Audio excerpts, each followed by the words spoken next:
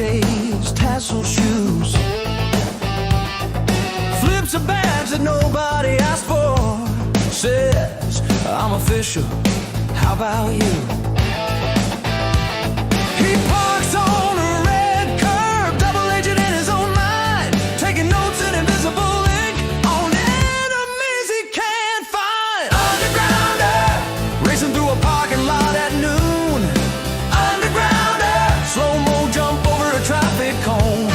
When the world goes quiet, he cranks up the danger in his head. Ketamine, booze, and Jesus jam his own. Imaginary kids get saved again. Yeah.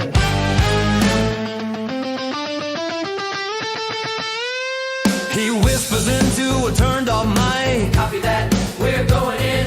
High fives, a cardboard cutout. Calls it partner, calls it friend. Every alley is a movie set. Every shadow, some grand plot. He dies behind a potted plant, yelling, they'll never take the lot. Undergrounder, racing through a parking lot at noon. Undergrounder, slow-mo jump over a traffic cone. When the world goes quiet, he cranks up the danger in his head. Ketamine, booze, and Jesus jam his own. Imaginary kids get saved again.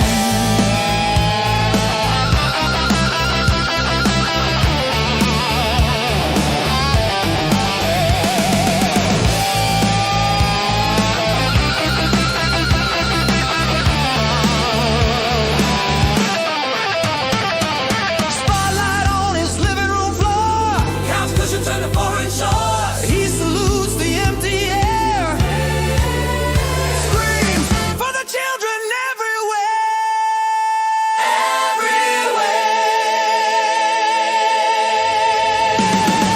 Undergrounder, racing through a parking lot at noon.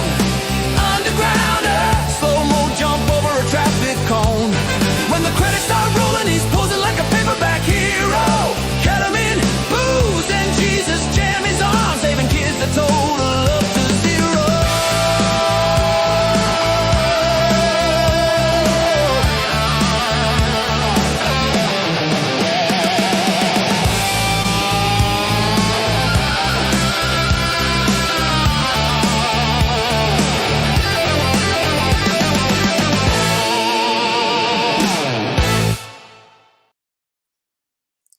Well, it is now the Hellfire Agency hour. It's that very witching hour of the week where we do a Wednesday service for the Church of Korihor, also known as the greatest godless church. Not the first godless church. We are not.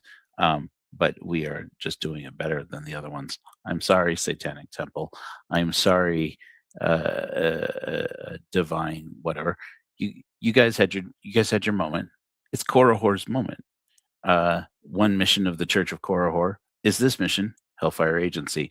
It's a true crime podcast where we learn and explore critical thinking. And one of our favorite ways to think critically is to be critical of Tim Ballard. Shall we get into it? We got a lot to cover today. If you don't know, Tim Ballard sometimes goes to Mexico. I do too. That's not criminal in and of itself. But today we get to see how that fits into the Epstein-Ballard matrix. Yes, I am aware, according to some people, this is not a matrix. It's a dot dispersion map or something. I don't care. We call it the matrix because we're beginning to believe. If you know, you know. Let me see if I can arrange these a little bit differently. When I'm in Virginia, my hair is very it's very, what's a polite word? My Jewish ancestry shows. I could easily be somebody that maybe I won't say. I could easily be a man from the Middle East. Can you see that? You see, this is a Middle Eastern man. My ancestors, we recently discovered in the last few years, some of my ancestors were Jews who escaped Europe to escape the Inquisition and fled to Mexico. So not only am I Mexican, but I am also apparently somewhat Jewish. So in any event, here's a look at the matrix and the humidity. The point is that the humidity brings out the curls in my hair. So I could fight with it, but I'm not going to. I'm just going to let it shine. If you look at this matrix, which you can clearly find at corahor.org/Epstein Ballard, it's in the show notes here, so you can actually see it. You can see the associations between our two men of the hour here. That would be one Timothy Undergrounder Ballard and one Jeffrey Farr, 6 feet underground, hopefully Epstein. And we're looking for the mutual associations. That doesn't mean that anybody that you're seeing here is guilty of any wrongdoing or criminal action. I'm not suggesting that. All I'm suggesting is, since we're getting an abundance of information from Jeffrey Epstein's network, frankly, a bunch more than we're getting about Tim Ballard's network, and one claims to be one of the greatest anti-traffickers of all time, while the other one lauded himself in small circles as one of the most notorious traffickers of all time. How many people did they actually run in mutual circles with? And it's pretty interesting. Quick review, as we have shown before. If you see in this map a scarlet circle or crimson circle with a crimson thread, that does not necessarily, again, that does not mean any criminal behavior is going on here. Basically, the interface on this matrix is designed to track people who are within 2 degrees of both Tim Ballard and Jeffrey Epstein. Now, again, as I've said before, anybody can be 2 degrees of separation from just about anybody. It means that you know somebody who knows somebody. You don't know all the people that the people you know, and you're probably glad that you don't. And maybe that's the case for Tim Ballard and Jeffrey Epstein. We're just looking for the hot leads. The hot leads for, are they? Is that a coincidence? And some interesting things have come up while I've been filling out this matrix. As you can see here now, there are, let's see here, a grand total of 475 nodes here, of which we can include several of the documents from the Epstein files. And then also, as a matter of fact, where did our Epstein files go? I've made some changes, so some things will be a little bit weird. In any event, I've been adding a lot of interesting nodes to the list here, given the recent testimony, the deposition of one William Jefferson Clinton, you may be familiar with. Some interesting things we knew, some interesting things we know that he's lying about. I think we can feel fairly assured that he is lying about. And no, I don't think anybody suspected differently. You know, I'm not an anti-democrat, if there is such a thing. But this man's a pervert. He's proven it for several times over now, and I just don't believe him. Oh, I forgot to highlight this man right here. Don't want to miss him. Okay, as you can see, there is a new flagging feature on here. I'm pretty sure this should be per user. So if somebody tell me if you wind up going there, I don't know if you see my flags here uh, or if those are only visible to me. But I wanted to get a few things clear about what I discovered. So we're not going to get into the Clintons today. Still not sure that we have any very interesting information. Something about Evelyn Rothschild. I think maybe there's some pay dirt there. Don't know that Tim Ballard knows anybody from the Rothschilds.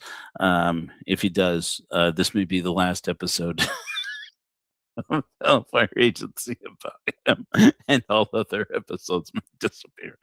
In any event, there's my Epstein files. There we go. But so, anyways, this interface goes improving, and this flag feature I think is going to be pretty cool. So, I wanted to talk about a few of these things. You're going to see here that there's this particular node which reads Sound of Freedom, SOF, Sound of Freedom screening at CPAC 2023, Maryland. Now, in 2023, when the movie Sound of Freedom came out, the investor, the main investor for the film, also one of the stars of the film, you see here, and Mr. Eduardo Verastegui. Ooh, say it again. Eduardo Verastegui. Yes, it's a he's a half Dracula Mexican millionaire. Uh, he was a Mexican novella star, soap opera star, who became passionate about taking on this project. I found out recently started the company that made the movie Sound of Freedom in Colombia. Not really sure how that comes about, but that's or if there's any pay dirt there, might be something to it that the company he started, he actually ends up starting the company in Colombia to make the movie about Tim Ballard. I will remind you again, this is the movie that Tim Ballard had to defend himself in court, saying that this movie had nothing to do with him. It's not even loosely based on him. It is a completely separate movie. The Tim Ballard in this movie is not Tim Ballard, and he had to do that so that he could convince Utah's Supreme Court that he did not defame Kelly Suarez, who is now in prison, I think for a crime she didn't commit. Um, but that's me, and that's my criticism of the justice system in Colombia.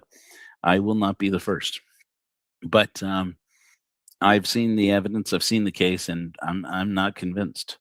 So, in any event, he, in order to defend himself as not having defamed her with the film Sound of Freedom, he has to maintain that the film is not based on him. The film has nothing to do with him. He doesn't know the producers. And if they had looked a little deeper, they would see that the producer of the film, Eduardo Verastegui, and who's also a star of the film, he plays Paul Hutchinson's character. Paul Hutchinson mysteriously missing from this movie, but you have to have a billionaire investor.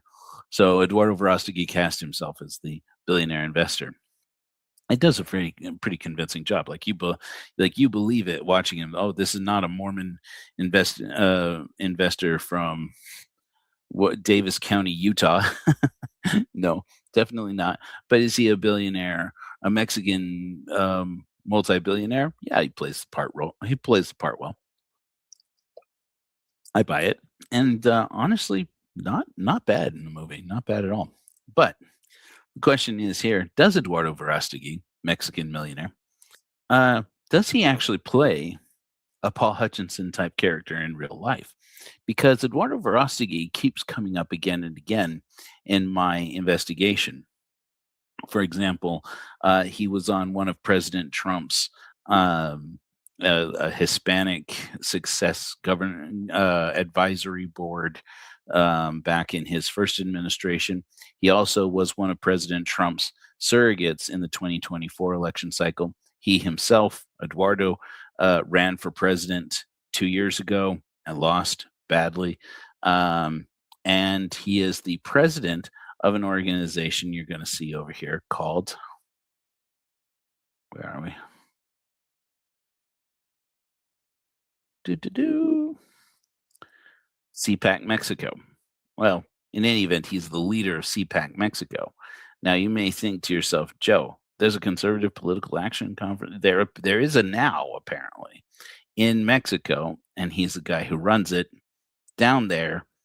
Not to great effect, apparently. It didn't conjure him up enough populist momentum to get himself elected president, so I'm not sure that he's getting what he wants out of it.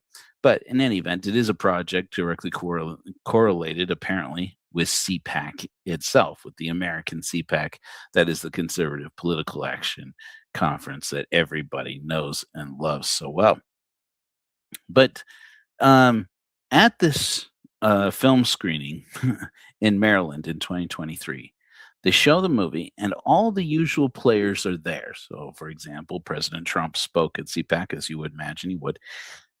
Also, several other key figures. And I wanted to show you a little bit about why this is what interested me about this today. Um, Let me see if I can. I'm going to go ahead and remove this from screen, and I'm going to share screen. I'm just going to share my entire screen with you. Don't go poking around. Don't go looking. I'm just going to show you some things. That's all. Entire screen share. Okay, you're now looking at my entire screen. Yeah, yeah, that's fine. Okay, so we were just looking at Epstein Ballard, the Epstein Ballard matrix. Now I want to take you over here. Oh, yeah. So this is from the conference, that same conference in 2023. Now, mind you, the movie Sound of Freedom. This is in March 2023. The movie comes out July 4th. At this point, let me just make sure. Okay, you guys still see me? Okay. Those of you who are watching in vertical mode, and I don't know how to help you. It's the StreamYard's still trying to figure these things out. In 2023, the film Sound of Freedom has been done for like 3 years. What had happened was that it got picked up by Fox Faith, which was a subdivision of News Corp or Fox News, basically. And Fox Faith and Fox 20th Century Fox got swept up in a package deal sold to Disney. Disney apparently got acquired all of these films, even uh, the say a polite word, Joe. The misers over at Disney didn't want to make money off of people's faith films and saw Sound of Freedom and said, yeah, that's never seeing the light of day, and they buried it. It took a lot of time for Eduardo Verástegui and his fellow producers to work out how the film would be released from Disney's custody, so that they could from Disney's slate, so that they could still release it. And he tells the story every chance he gets. It does seem to me there, I do find some compassion actually for Eduardo Verástegui, because I've worked on films, and when there are legal battles behind the release of a film, it can get quite ugly. And a lot of people's work and a lot of people's hard work goes into these. And I don't think any benefit comes to the world by censoring a film like Sound of Freedom, even though the film is lies. It's even Tim Ballard had to admit in court that it's all lies. In any event, uh, so this is in March 2023. This is before they actually have secured the release date for Sound of Freedom. And Jim Caviezel is traveling around the country going to various QAnon conferences. And at these QAnon conferences, he gets up there and talks about the usual culprits, the usual suspects.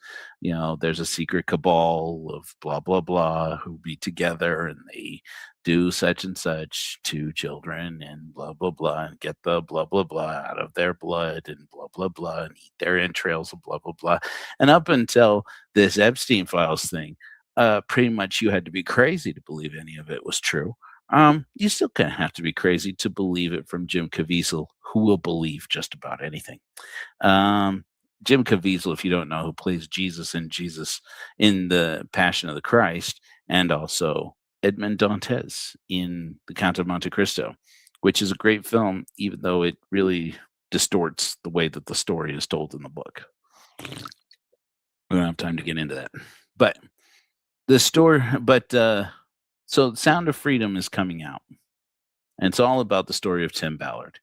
And they get Jim Caviezel gets this whole far right contingent of people, many of whom go to CPAC, really fired up.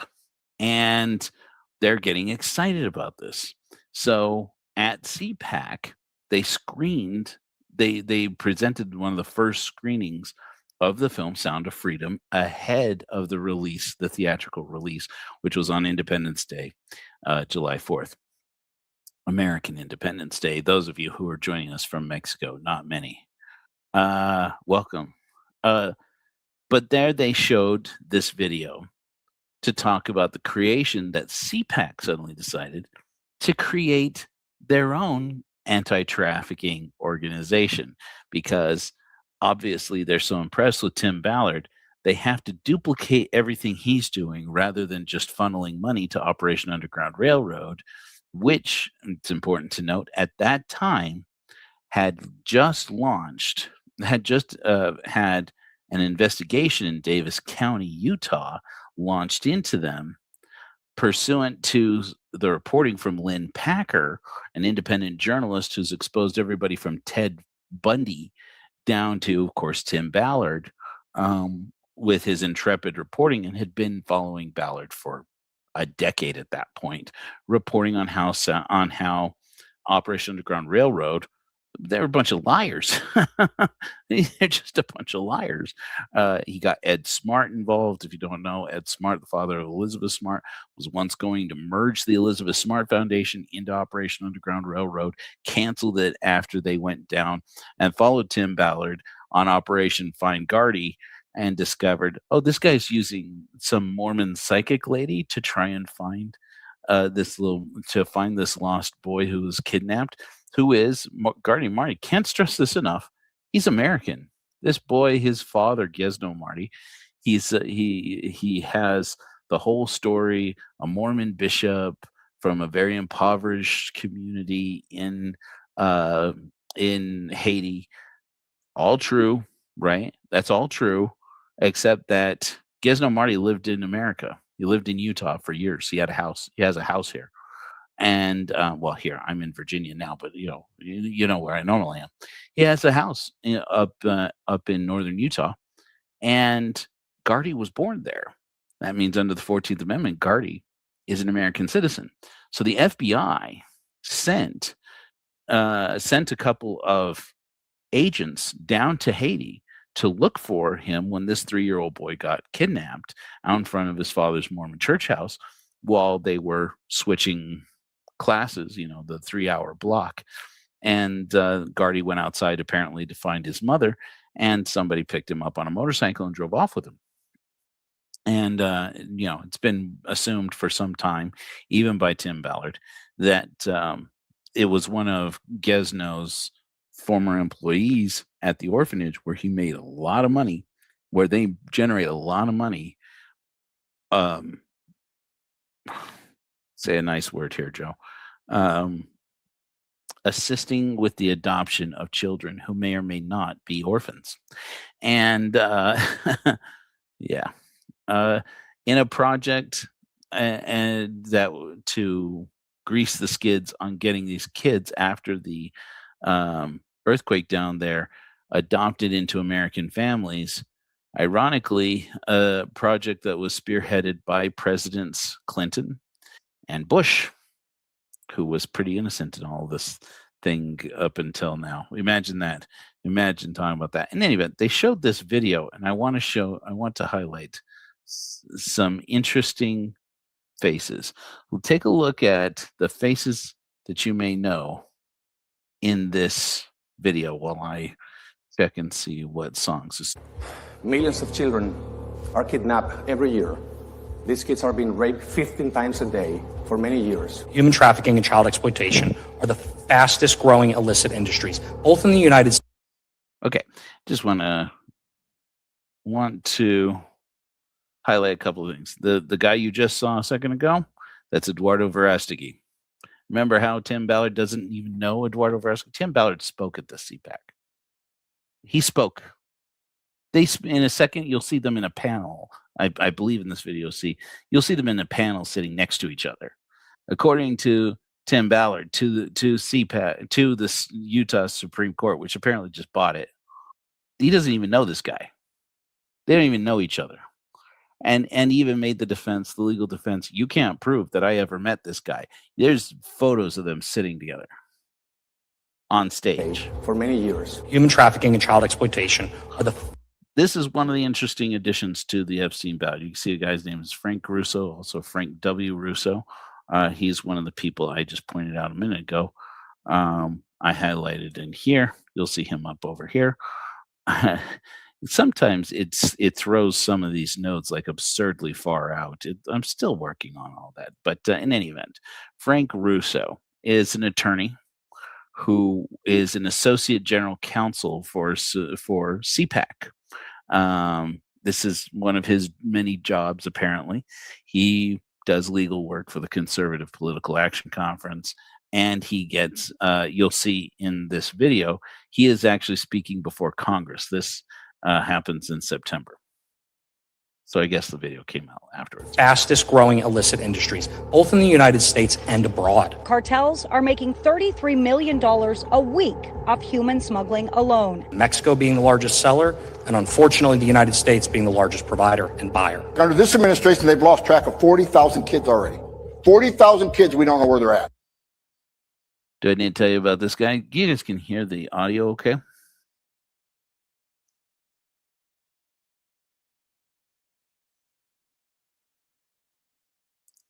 You guys hear oh, I'm sorry, Lisa. I'm sorry, guys. Yeah, I would have stayed up. I hadn't intended to stay up, but if I'd stayed up and gone to my usual time, that would have been starting at midnight here.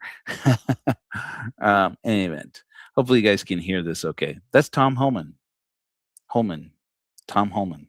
The elites in this country are not going to stop it. Here we go. Anybody recognize this guy?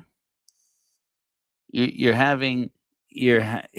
is a video still up on CPAC's website. This is cpac.org/foundation/centers combating human trafficking.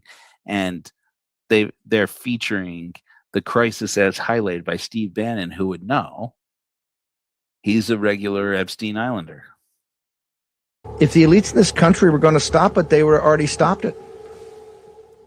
They would already stopped it. I don't give a shit what anybody says. What's so crazy about this, right? So far, besides Tom Holman saying shit, is that they don't even realize the irony of cutting in closer to Steve Bannon's face when he talks about the elites. After we have read the text message conversations between him and Jeffrey Epstein, talking about going to Epstein's Island, talking about negotiating global politics with a certain sultan of Qatar, also with a certain former prime minister of Israel, also a current prime minister of Israel, also the current premier of the Russian Federation, president of the Russian Federation, also, all of these key figures and key players throughout the world are being negotiated between this trafficker and this man who jokes and openly doesn't joke about going to Epstein Island, going to Little St. James Island to talk to Jeffrey Epstein and interview him for documentaries and such. Oh, in between talking about genetics and how it's not so controversial to talk about, supposed race science about intelligence and the connection between intelligence and genetics. Stop it. They would have already stopped it. They would have already stopped it. I don't give a shit what. It's weird because now, like with that those conversations in mind, and you look at that sudden clip. How's it going, guys? Just checking in on you, making sure everybody can see me still. After everything we know, to see Steve Bannon, who is part of this promotional video, promoting their centers combating human trafficking, he looks more guilty. What anybody says. Thousands of these children are very bad situations right now. We need to hold these people responsible. This entire trafficking of children can be stopped. What does it take? Something very simple. Political will, based upon human will. CPAC stands to end. Okay, that's not how simple it is. Anybody who tells you that combating human trafficking of any kind is simple is obviously lying to you. That should be the first clue. But in any event, moving on to this clip right here. Now, this is a very interesting clip. You see here three of the principles to be considered for who are controlling an organization that comes out of this CPAC 2023 as CPAC Mexico. And the central one is the guy in the middle here. I've already mentioned him before. That is Eduardo Verástegui. This person over here is Mercedes Schlapp. She's married to Matt Schlapp, runs CPAC. Matt Schlapp is an actual person's name. It's not just the sound that a conservative POS gets called if he gropes somebody on the train and they slap him on both cheeks. Matt Schlapp. And then you have a gentleman over here on the right. This gentleman over here on the right is also one of the principals for CPAC Mexico, if you will, one of the central personalities, as we'll get to talk about with this video over here. You'll see him.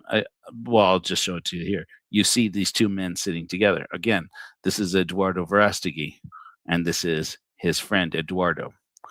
Is Eduardo Bolsonaro, who is from that beautiful part of Mexico everybody knows and loves. If you think that everybody knows and loves and everybody's favorite part of Mexico is Cancun, no. Is it the sunny beaches of Acapulco? No. Is it Puerto Vallarta, where Tim Ballard claims to have saved more children from trafficking and has no way to prove it whatsoever? No. No, this gentleman, Mr. Bolsonaro, is from that favorite part of Mexico, known to the world as Brazil. So you have three people who are really directing the future of CPAC Mexico, only one of whom is freaking Mexican.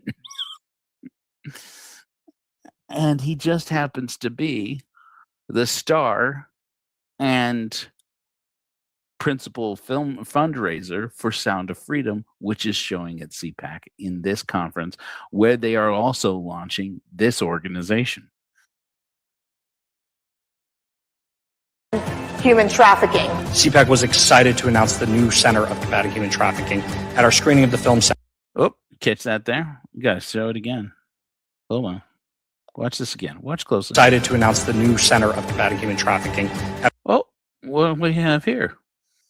You got Eduardo Verástegui and you got Jim Caviezel in a panel discussion there at CPAC. Our screening of the film. Oh, and look who's there. What do we have here? Wait, that's Matt Schlapp. Matt Schlapp. Matt Schlapp. That was a far more grotesque joke when I thought of it earlier. This guy's just about the most disgusting, vile human being alive, just about. There are a few doomers. Hello. I'm here disturbing everybody who's trying to sleep. And Mercedes Schlapp. And then over here you have Mr. Steve Bannon. Same event, same organization. The guy who is making jokes about Epstein Island with Jeffrey Epstein while making actual plans to go there in multiple conversations where they also move the pieces of global power, at least shifting power between the U.S. and Israeli governments. The film Sound of Freedom earlier this year, and we then don't know that guy. Okay, then you have this guy. Remember again that I mentioned that Tim Ballard had to defend himself in court, saying he doesn't even know the guys who made this film, Sound of Freedom? Look who's sitting right here. I swear, I should be an attorney. Look at this guy. Look, he's sitting there, right there with them. This is not the last time they meet together and speak together at an event. In addition to this, as we've discussed before, they had another event where they did a screening at with Charlie Kirk's Turning Point Action down in Florida, not at Mar-a-Lago, but not far from. Then they did another one at Donald Trump's golf resort in Bedminster, New Jersey, and they've done other screenings together. And once again, these same usual players: Jim Caviezel, Eduardo Verástegui, and Timothy Ballard. We then partnered with our friends in Mexico to hold an international summit here on Capitol Hill to focus on these very issues. Why are you doing it?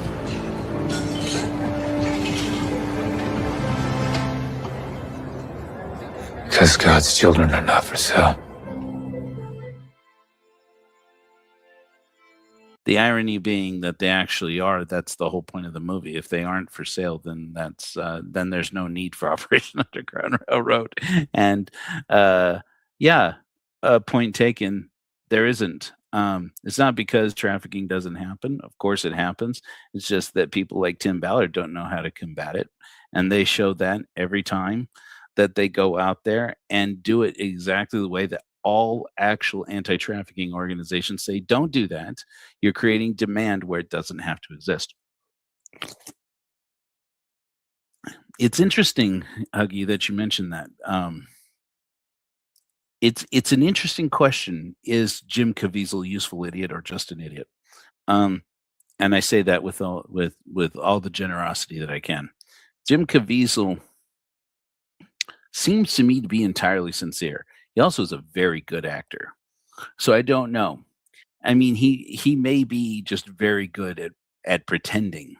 I don't like to think of acting as just pretending, but he could be just that good at it, frankly.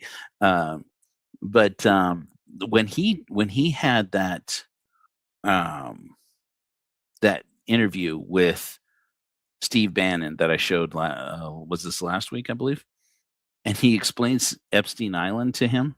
He explains the island in the movie Sound of Freedom with Epstein Island and comparing it with Epstein Island to a man who at that point had been to Epstein's Island, had been there.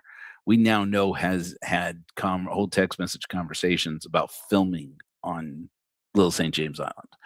And so, and the guilt on his face, and that is 4 years. 4 years before this film came out. Now they're sitting.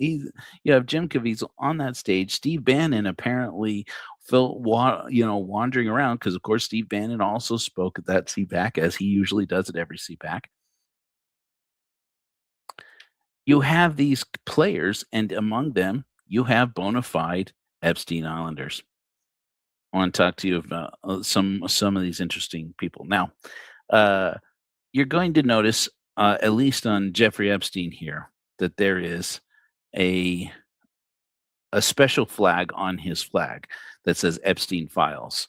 So anybody you see here who does not have that Epstein Files, it means they haven't confirmed yet that they are actually in the Epstein Files. Chances are, if you see them up here, I have looked them up and they are clean as far as if you actually punch in their name, does their name come up?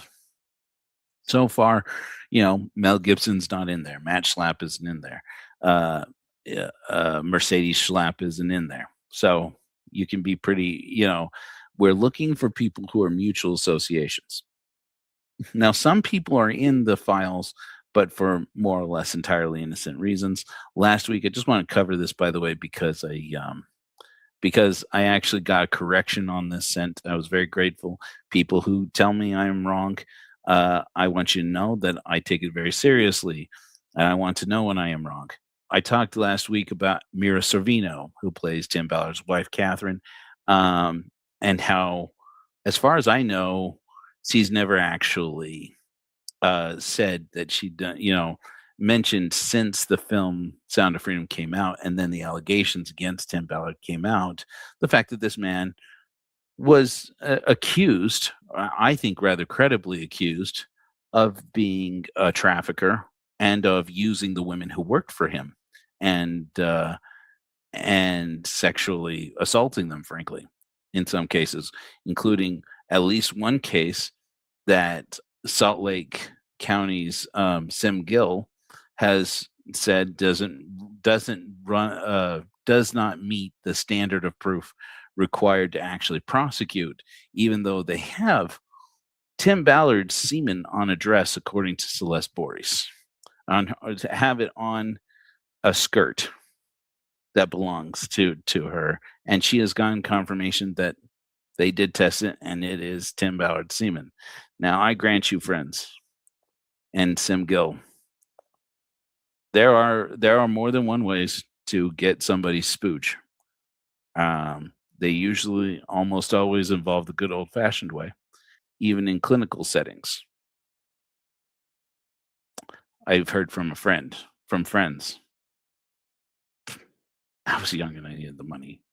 Like you don't do any weird things. Okay.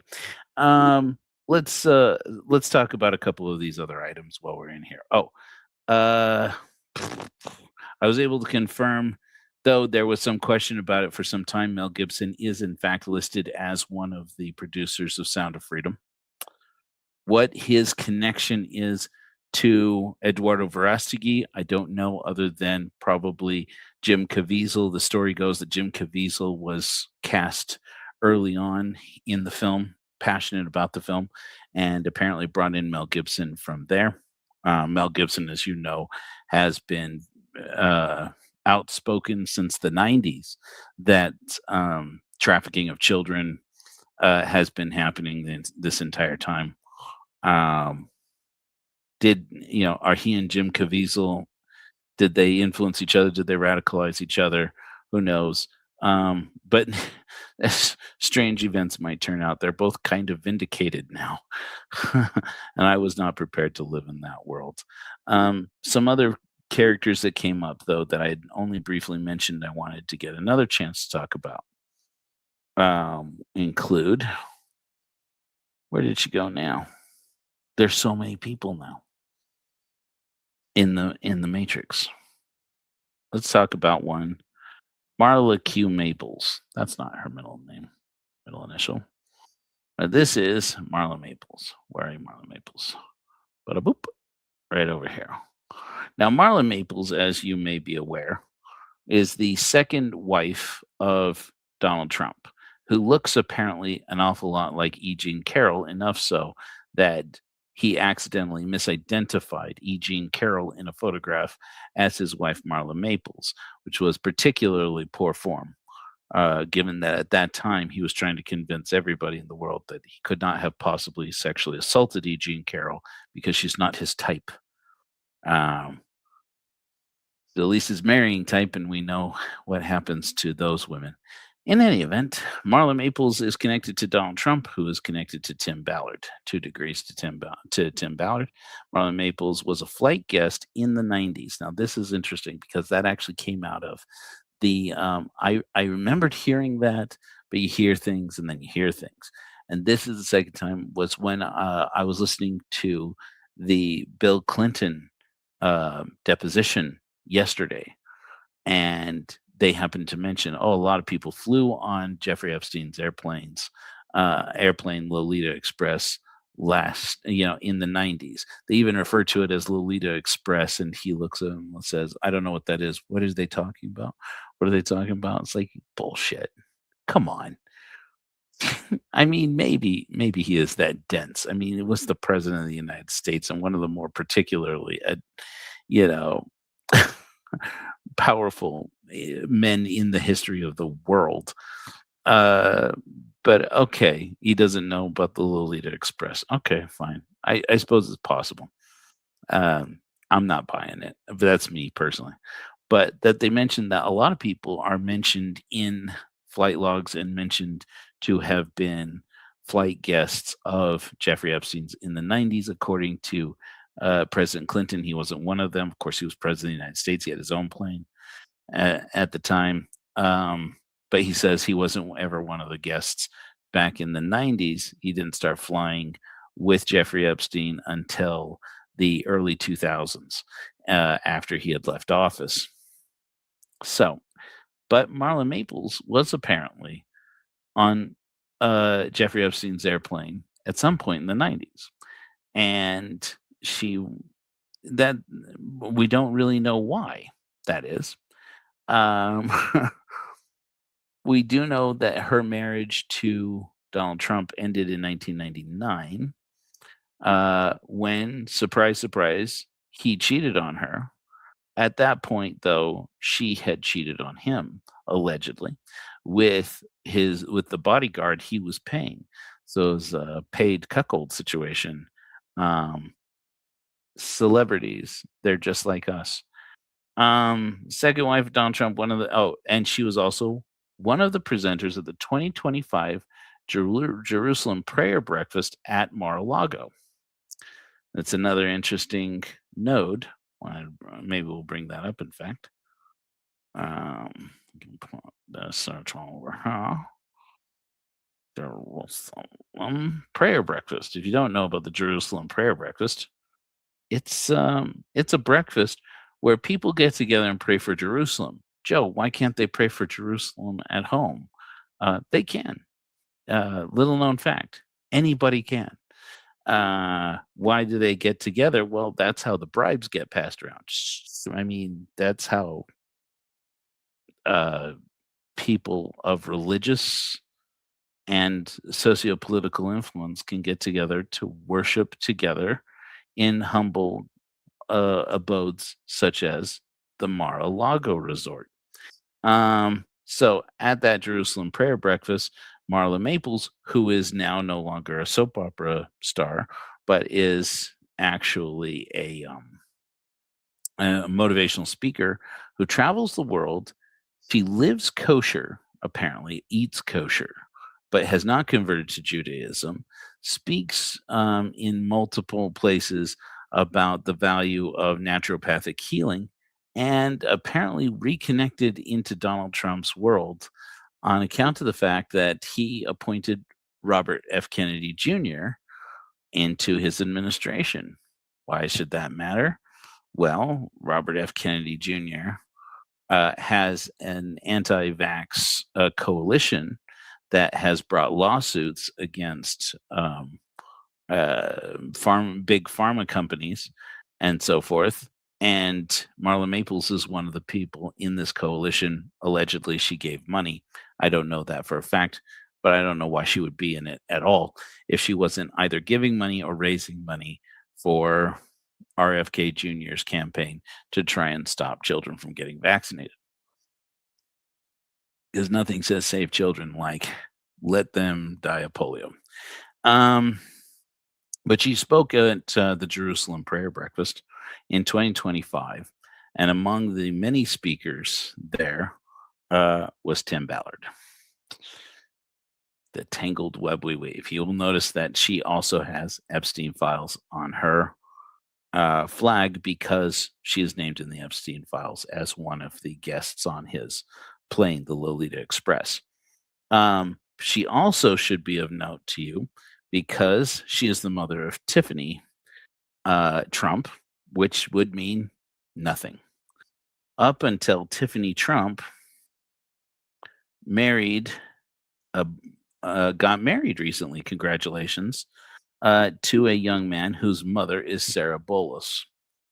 Sarah Bolos is the wife of a Lebanese billionaire named Masad Bolos. I don't even know that I have him in here yet. But she is. I'm sorry. No, she is the mother.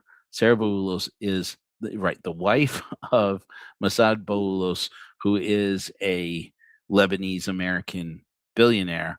Their son, of course, is a billionaire, and so, of course, Tiffany Trump married him. Now, Sarah's husband is also a chief advisor, a Middle East relations and commerce advisor to Donald Trump in the White House. And once again, we have this tangled web goes a weaving. And apparently she and Marla Maples, co-grandmothers to Tiffany's new baby. Congratulations again. They have taken off swimmingly in their mutual relationship, their mutual affection for each other, and both happen to be very closely tied in with the current administration. In fact, if you look this up, I wasn't going to do this here. I'll just do this real quickly. Don't judge me by anything you see on my screen here. Marla Maples selfie. If you look up Marla Maples selfie, he takes a lot of selfies, but you will often see interesting characters. Here she is with her daughter and grandbaby. Here she is on the streets. Not sure what the story is up with that. Blah, blah, blah. Let's see here. Apparently, it's not going to be so easy to find without actually putting it in there. So, selfie, Elon Musk. And look at that. Now, anybody sees Elon Musk, they could go up there and walk up and take a selfie with Elon Musk. I mean, that makes sense. People do that, right? Go up and walk up to celebrities, except that every person in here is a celebrity in some effect, including the man speaking right behind them was Eric Trump. As far as somebody correct me there, is that or is that not Eric Trump? Is this or is this not the ballroom at Mar-a-Lago? Yes, even that same ballroom that supposedly we're getting in the White House now because we're so lucky. A similar ballroom, but also the same one where, as Jack Smith just testified this last week, the president illegally stored sensitive and top secret and classified documents one that he made off with in the night. Same event here, allegedly. Look who we have here. Vivek Ramaswamy. I believe this man behind her is her current husband, Marla's current husband. Oh, and looky here. Here she is with RFK Jr. and that one woman from Curb Your Enthusiasm. You guys can still see all this, right? Oh, yeah, that's RFK's wife, the living one. I mean, the one who happens to be alive, not the other one who is coincidentally not alive. And here she is with Tiffany and one Donald Jonicus Trump back in the 90s while apparently cuckolding him. Then here with Eric Trump. That's strange. Here she is with, I don't know who this person is. Is that Sarah? No, that's not Sarah Boulez. In any event, so we'll stop with this. I don't repeat gossip. You have to listen up the first time. Big surprise. Oh, look, there she is with Tulsi Gabbard. Couldn't be more excited for our country, our health, and our future generations. It's strange. It feels strange to me. I don't like it. I don't like it. Who's bringing Bernie into it? I gotta look at this. I gotta look at that sometime. Here, I'll save it. So, oh, cool. Diamond Dave got the info on Tulsi Gabbard. I'd love to hear it. So, should we look some more at the Matrix while we get into this? Because I wanted to show you a couple of other things. Eduardo. Oh, okay. So the reason why this is interesting. So you have CPAC Mexico, and you have. Let me pull this back up.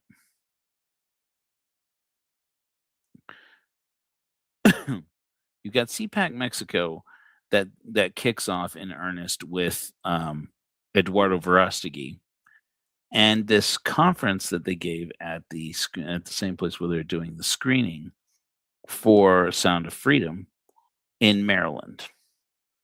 And that screening, while they're sitting there talking about it, he's sitting there with Bolsonaro, with the son of, I should point this out. Yeah. This young man, let me pull him up.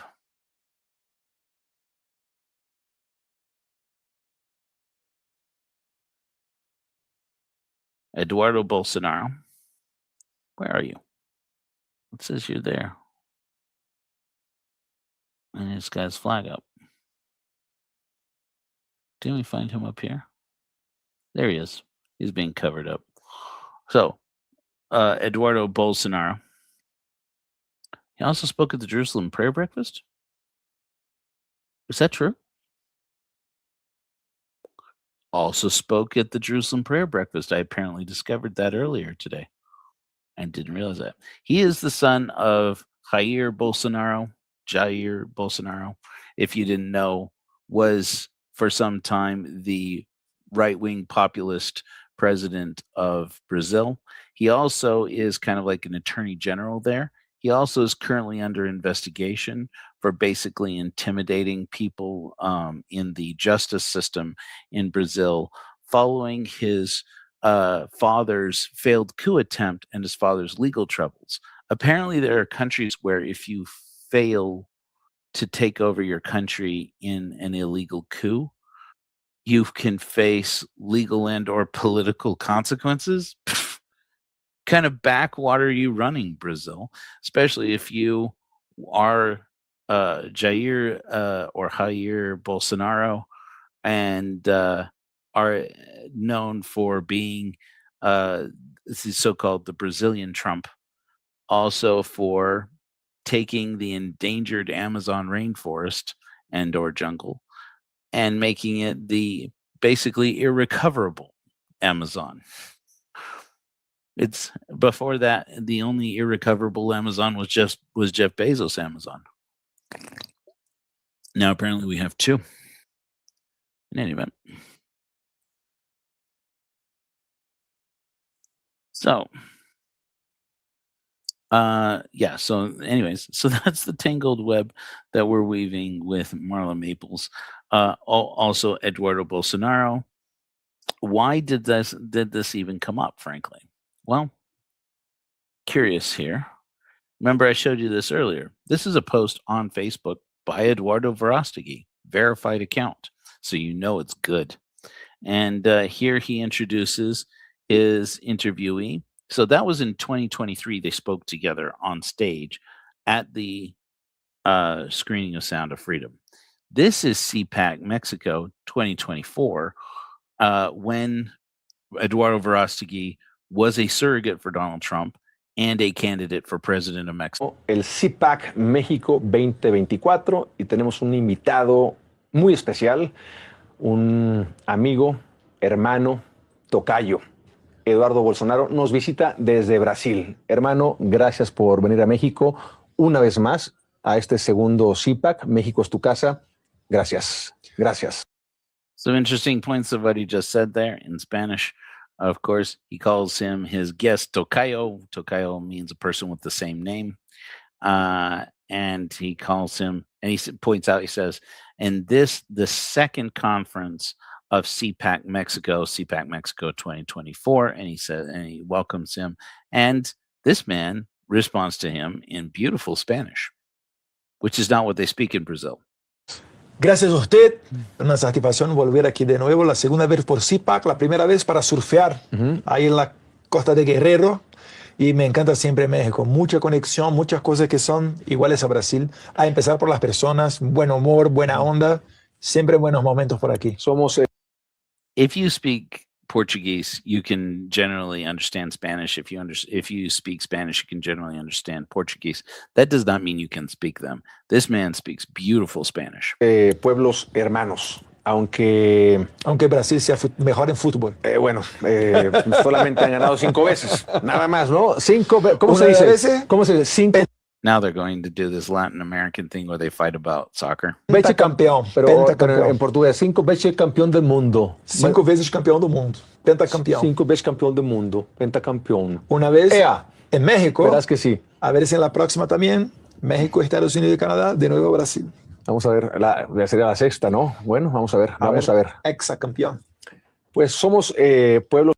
This is a CPAC. This is CPAC Mexico.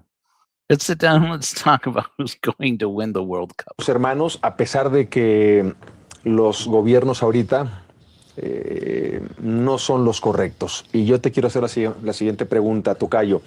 Tu papá ganó la primera vez.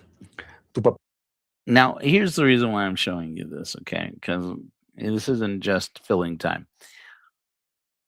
If you look up Jair Bolsonaro, he actually is in the Epstein files. As far as I have seen, I don't see communications directly between Jeffrey Epstein and Jair Bolsonaro. I haven't been through them all. He comes up multiple times. So far, the instances where he comes up are in emails forwarded to Jeffrey Epstein from Steve Bannon. Steve Bannon, we know from early on, back in the first Trump administration, was, probably before, was actively working to get Bolsonaro elected in Brazil. And he fought by hook or by crook. He was going to get this man elected in Brazil. Eventually does. He in 2022, Bolsonaro was effectively being ousted after effectively destroying the Amazon to expand herd grazing so he can sell beef to the United States, only to find his favorite American right-wing president then turn around and start buying America's beef from another part of Mexico they call Argentina, Oiche. Que mira, che. Que mira, bobo. This one's just for David Despain. The rest of you just tag along. This one's for David Despain. Que mira, bobo. Ve para allá. Ve para allá, bobo. This part will be very Latino. Very, very Latinx. Papá ganó la segunda vez, pero se la robaron. Hicieron trampa, hubo fraude. A tu papá lo apuñalaron. Lo quieren. Okay, so here what he's just mentioned, just recapping, he says your father ran for president and won handily one term for president. Then when he went to run for president again, he was robbed. Sound familiar? This was in 2022 when he then staged a coup or attempted to stage a coup and didn't manage to do it and has since been completely enveloped in legal and political fallout. Quieren meter a la cárcel. A ti te están investigando, te quieren meter a la cárcel. Pero siguen luchando. And he says they've put your father in prison. Now he says even you, he's talking to the man himself, even you they want to put into prison because he attempted to allegedly Eduardo Bolsonaro attempted to intimidate people inside the justice system to try and protect his father legally and keep his father out of jail. ¿Por qué? ¿Por qué seguir luchando sabiendo? And he says, and yet your father keeps fighting and you keep fighting. Why do you keep fighting? Que este régimen, estos asquerosos zurdos globalistas quieren la cabeza de tu papá y la tuya. When he says, why does this globalist regime, why are they so passionately against your going out for your father's head and going for your head? Primero porque necesita de un propósito en tu vida. Mira, nosotros tenemos muy cierto que la vida no es un mar de rosas, como hablé, no es tomar caipirinha en Jamaica. Las personas que buscan placer, las personas que buscan tranquilidad y como objetivo de vida, esto ya está errado. He says, well, first of all, you have to have a purpose in life. People who just want to kick back on the beach and drink, Mai Tais and have an easy life. They never really they're extremely erroneous in their choice. They're not finding purpose in life.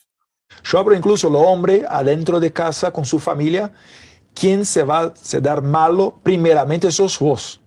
Si entra un criminal en mi casa, yo agarro mi pistola, mi arma y me voy a mirar lo que está pasando. No es mi mujer. Si el navío está hundiendo en el mar. It's just about the most patriarchal, toxic thing in the world. You guys understand that the word macho is a Spanish word, right? Well, granted, a Brazilian man who's speaking, again, beautiful Spanish, says, it's just like when you're the man of the house. He's like, as a man in my house, if there's somebody sneaking around inside my house, if there's an intruder, I'm going to get a gun and I'm going to go down. I'm going to take care of business and handle it. I'm not going to send the little wife to do it. ¿Quién va a salvar? Primero, su mujer, sus hijos.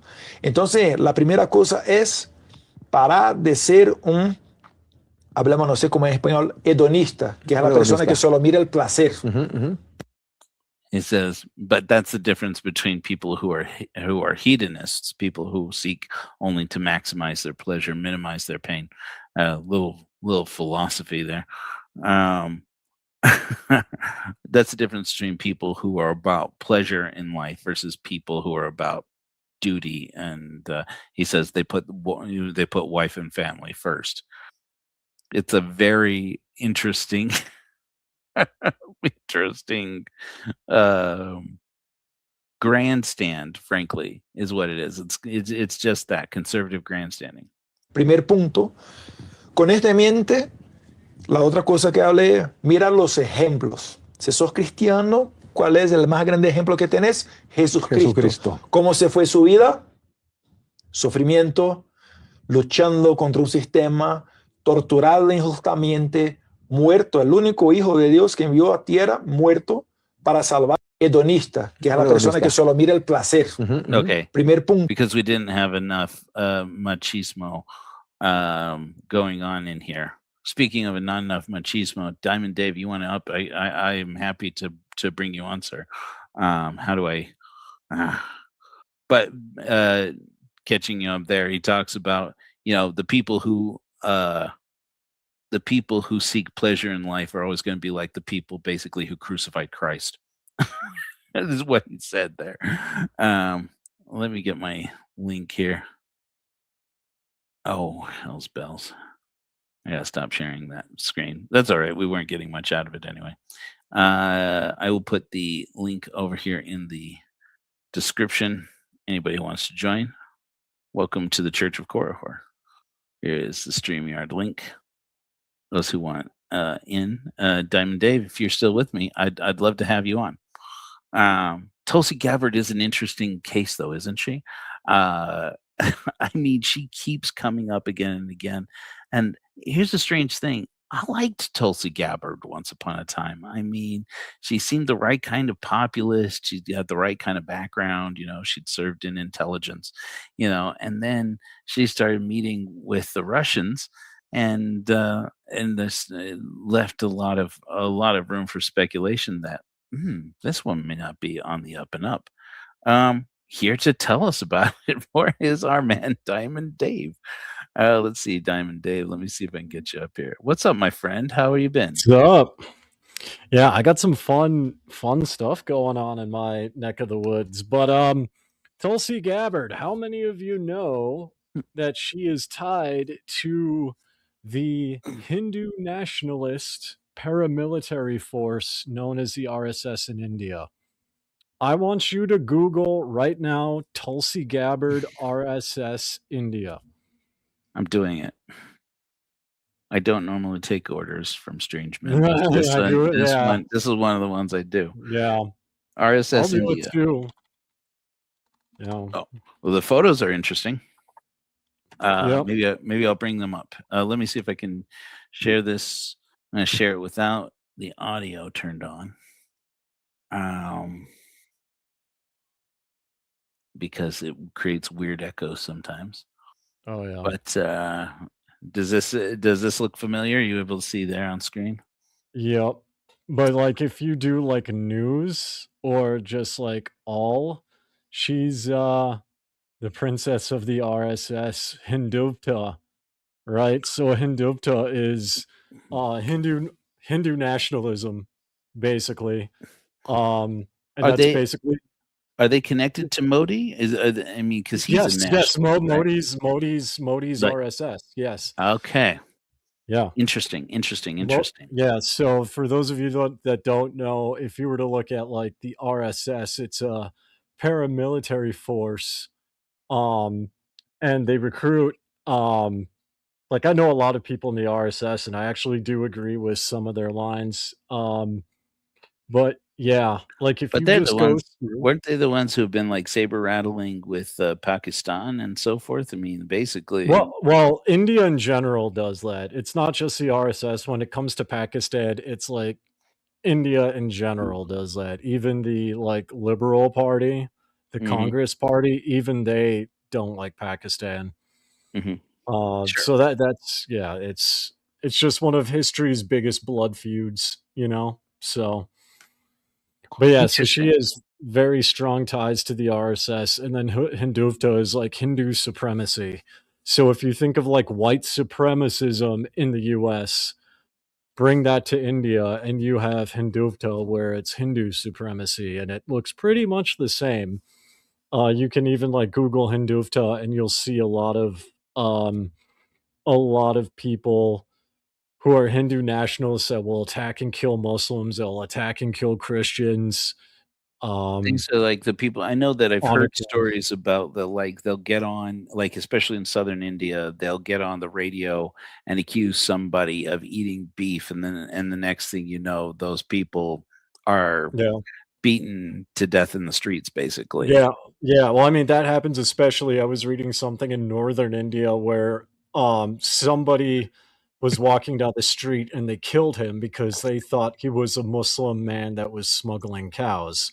It turns out he was a Hindu man of the highest caste, the Brahmin caste, and yeah. So, That's not yeah, that's not what you love to hear, is it? that's kinda par for the course in many parts of India and, like, many parts of the world too. I mean, you can look at Africa or some parts of Asia and, you'll see I don't know too much about South America, but Oh, every yeah. part of the world yes, every part of the world has, like, an undesirable group that people gang up on. The majority will gang up on. But, yeah, so there is your fun fact. Tulsi Gabbard has ties with the RSS, and the reason why she was able to go to Russia is if you Google it, India's closest ally is Russia. Curious, because 'cause they're also our one of our best allies in the region, frankly, and even under Modi, which is interesting. There's a lot of Indian influence actually in the Trump administration. I mean, of course, you don't hate Yeah. to see people having, hopefully peaceable connections between governments. But this goes like the Indian American population really goes for Trump in a big way here in the US. Trump is like Modi. Trump is very much like Modi. Um, and,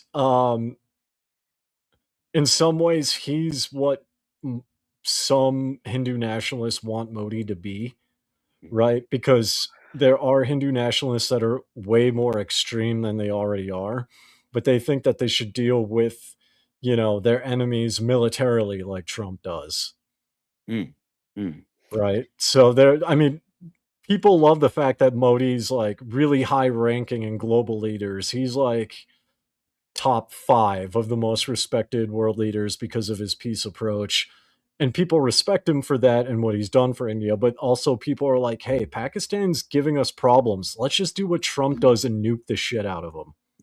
You know? Right. Despite the fact that thankfully we haven't nuked anybody yet, Yeah. but then I don't know how far off you can say what we've done to Venezuela is, and who knows what remains for us with Iran.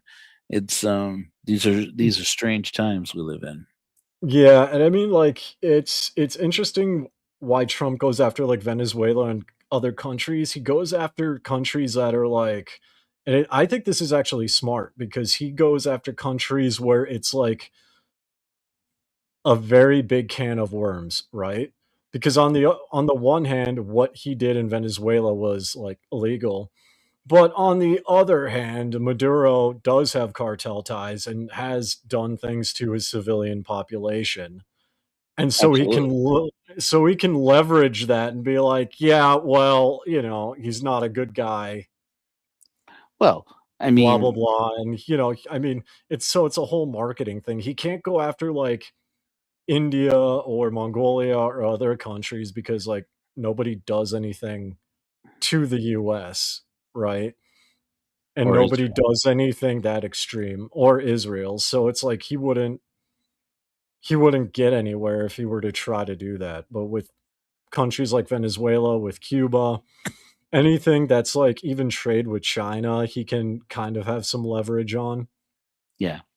I mean, it's curious because, of course, the history is with Venezuela and Russia is so fraught with curiosity, given that, of course, Venezuela was directly connected to the Soviet Union, and especially with Cuba back when Yeah, back with Fidel Castro, and just as Fidel Castro, well, just as the as Cuba U.S. relations with Cuba looked like they might normalize, all of a sudden.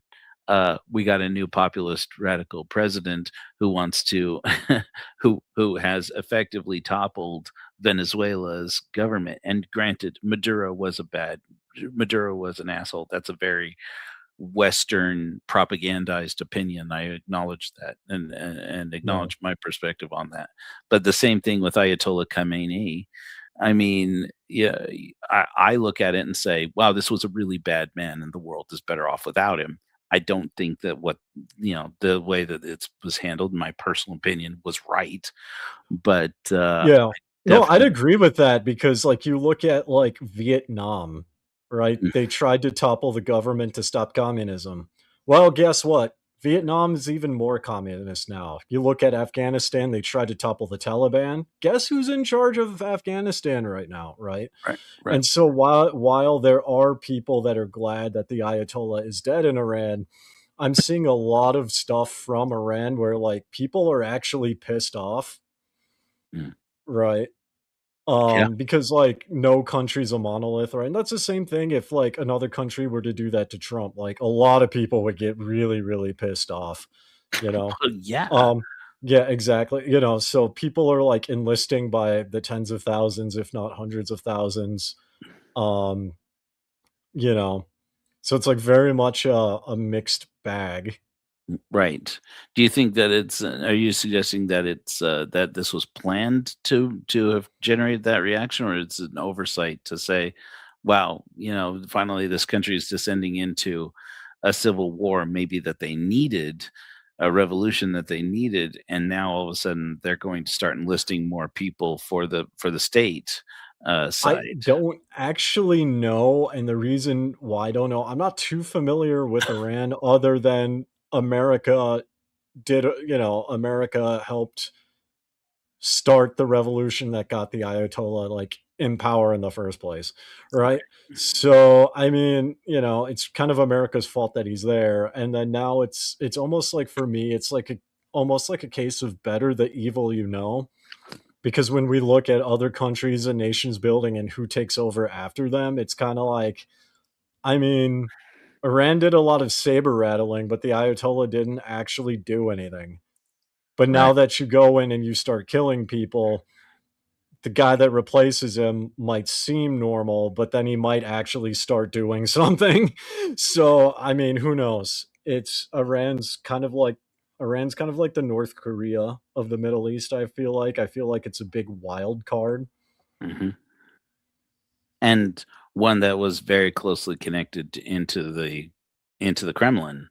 I mean, that it never goes without. I think without mentioning, or shouldn't go without mentioning that Vladimir Putin plays both sides against the middle when it comes to Iran. He's close. He's doing arms deals with them, while also again sanctions, and while also working with while also drawing in close key members of the Israeli government. So you literally have him Well, playing that's kind of like geopolitics at play because I mean that's a lot what Modi does, and that's even like here in Mongolia, right? Like because of the third party policy here in Mongolia, as an example, like America's conceded like very friendly relations. Mm, We're also Mongolia is also very close to the Soviet Union, because it was Russia that helped gain its independence militarily, mm, right? And mhm, we're also very friendly with South Korea, and we just happen to be allies with North Korea too, like Korea as a whole, right? So it's very much like a neutral thing. hmm, Um, but yeah, every country, like many world powers like Russia and China, they want their like sphere of influence. mhm, So they'll play like both sides. And I mean America does that too. Israel does that too. mhm, I don't necessarily fault Putin for doing that.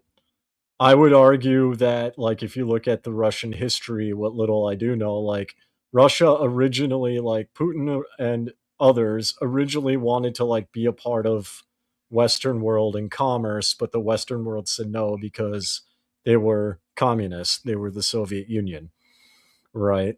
And Right. so that kind of slap across their face, you know, Yeah. had some long-lasting effects. Yeah. Um, Do so you so now it's interesting. Do you think that anything well, let's talk about the Epstein files. I don't know how closely you're following the Epstein files and all bits this. and pieces. I try not to because of how horrendous they are, and it's It like I is have enough problems as it is. Like I can't invest into that at mm, all. mhm. Well, it's interesting to see how Tulsi Gabbard is going to play in the aftermath of all of this. You know, she definitely is a power broker inside the system. So, I however, don't actually know if there is going to be a quote unquote aftermath, honestly. For two reasons. First of all, the concept of like being an armchair expert, right? None of us are lawyers to the best of my knowledge, and none of us are actually involved with law enforcement side of the Epstein files. So who the fuck knows what's actually going on with that, right? People think they know, but I mean, do we really? Right? And this is something that I brought up on the Latter Daily Digest with Gene Judson is with social media, we have about a 15-second like state of awareness, right? We have a 15-second attention span because we're so used to shorts and reels and ads, right?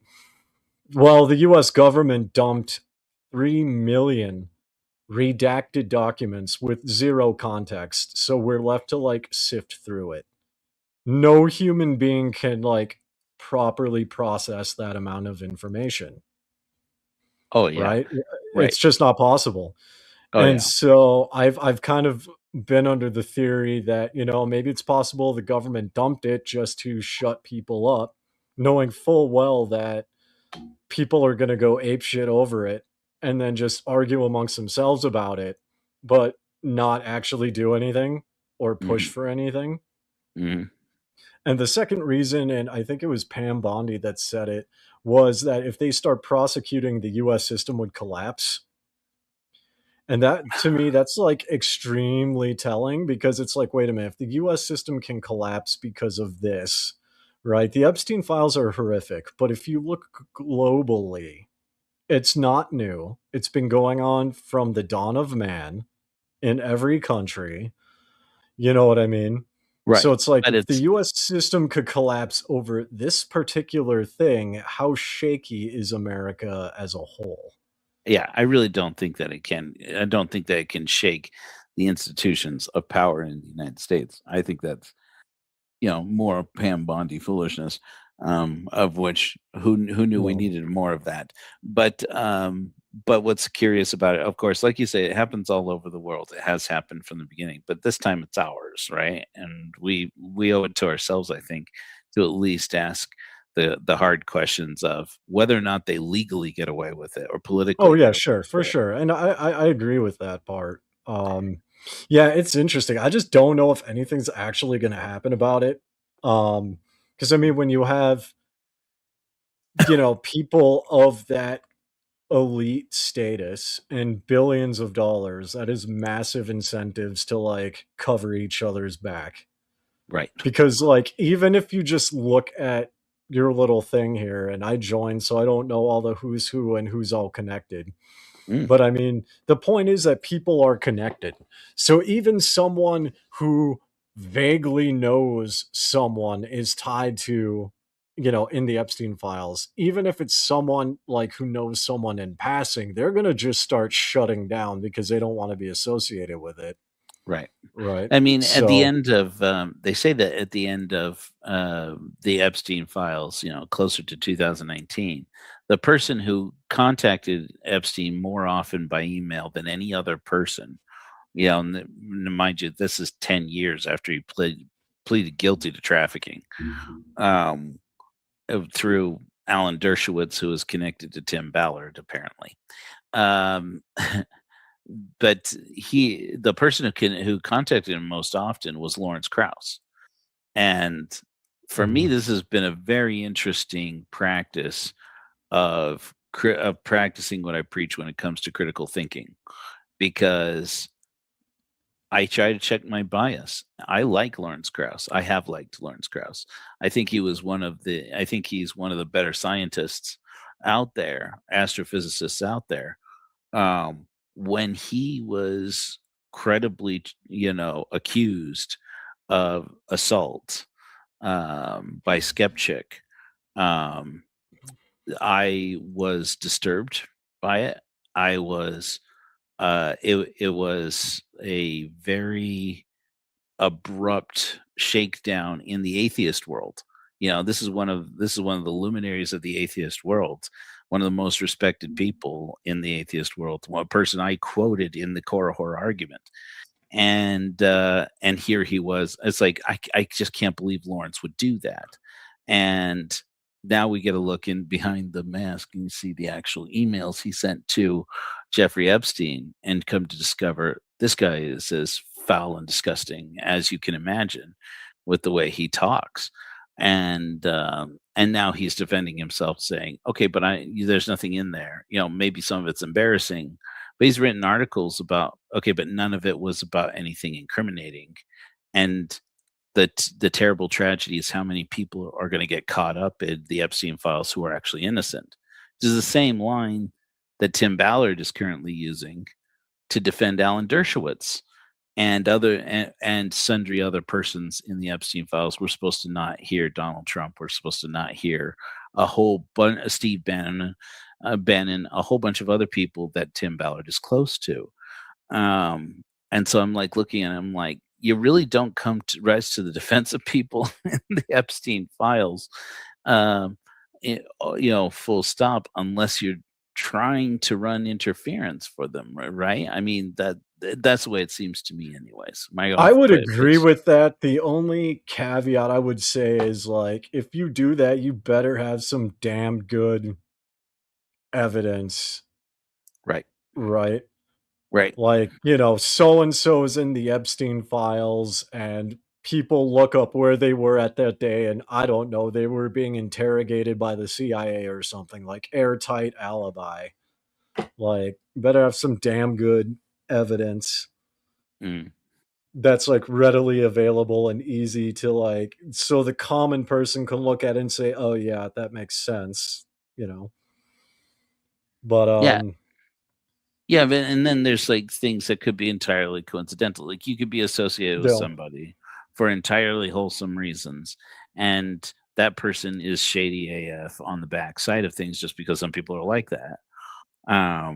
It seems hard to believe with somebody like Steve Bannon, though. It's like Yeah. you get in bed with Steve Bannon, you get in bed with him because this guy gets in bed with dirty people. He gets things done, but he's not afraid to cross moral boundaries to make things happen. And then, Well, yeah, and the thing with Tim Ballard too, sorry to cut you off, but before I forget, because I'm getting tired, is the thing about Tim Ballard is, like, I didn't know until like Kara Burrell did some stuff on this. I didn't know that he knew so many people in the Epstein files, and then it kind of got me wondering on, like, wait a minute, all these kids are just disappearing in these orphanages. Like, they get picked up, they go to these orphanages, some of them get abused, nobody can find the rest of them. Where the fuck did they go?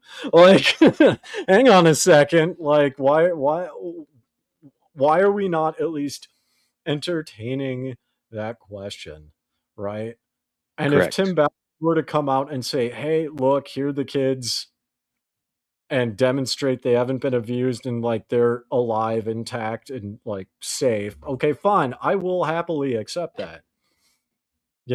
It's like Yeah. the whole Ruby, Frankie, and Jody Hildebrand thing. The police demanded produce the children.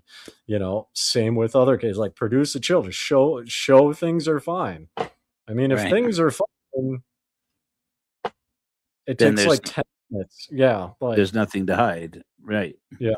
And why are you in Hawaii? And why do you suddenly have a whole bunch of money?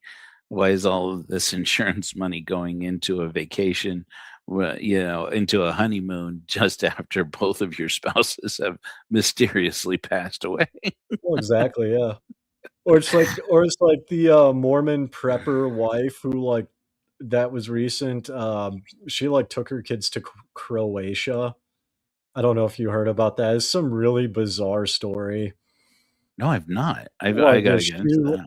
Yeah, you gotta look it up because I don't know the full story. All I know is, like, I remember seeing some articles about how I think it was a Utah mom was a Mormon and, like, something went down and she took all of her kids to, like, Croatia, and then they ended up, like, in a Croatian orphanage, and the dad had to fight the government, like, to What? get yeah, there's, like, a whole they're home, they're safe with the That's father, but it good. was like yeah, it was like this whole shit show of, like, embassies getting involved and Well, I'll tell you the thing that's been peaking on my radar, and I just don't know how it fits in, if it fits in. But also down in Ivins, where where I've been for the past near where I've been in St. George for the past few months. I'm in Virginia now, but is that in Ivins, Utah, a man was picked up on February 16th by the name of a Mormon man, I believe. He may be Exmo. I don't know. I haven't been able to confirm that. By the name of Bobby. No. Yeah, Bobby Edwards. Does that sound familiar? I don't He's know. picked up for possession of CSAM, right? Child sexual Okay. abuse material, and he was picked up for it, and just is supposed to this week go in to be into a hearing to be arraigned on the charges, and they're like, yeah, we definitely got him because they got him like purchasing from an agent or somebody, purchasing CSAM, and he is the inventor of the squatty potty. Oh, Apparently, that guy, yeah. yeah, Yeah, I yeah. heard about that, okay, He yeah. won. He got a deal on Shark Tank back in the day, to etc. But prior to that, he's an investor. I'm not sure how well connected he is. If he's connected, for example, to Paul Hutchinson, which would not be a surprise.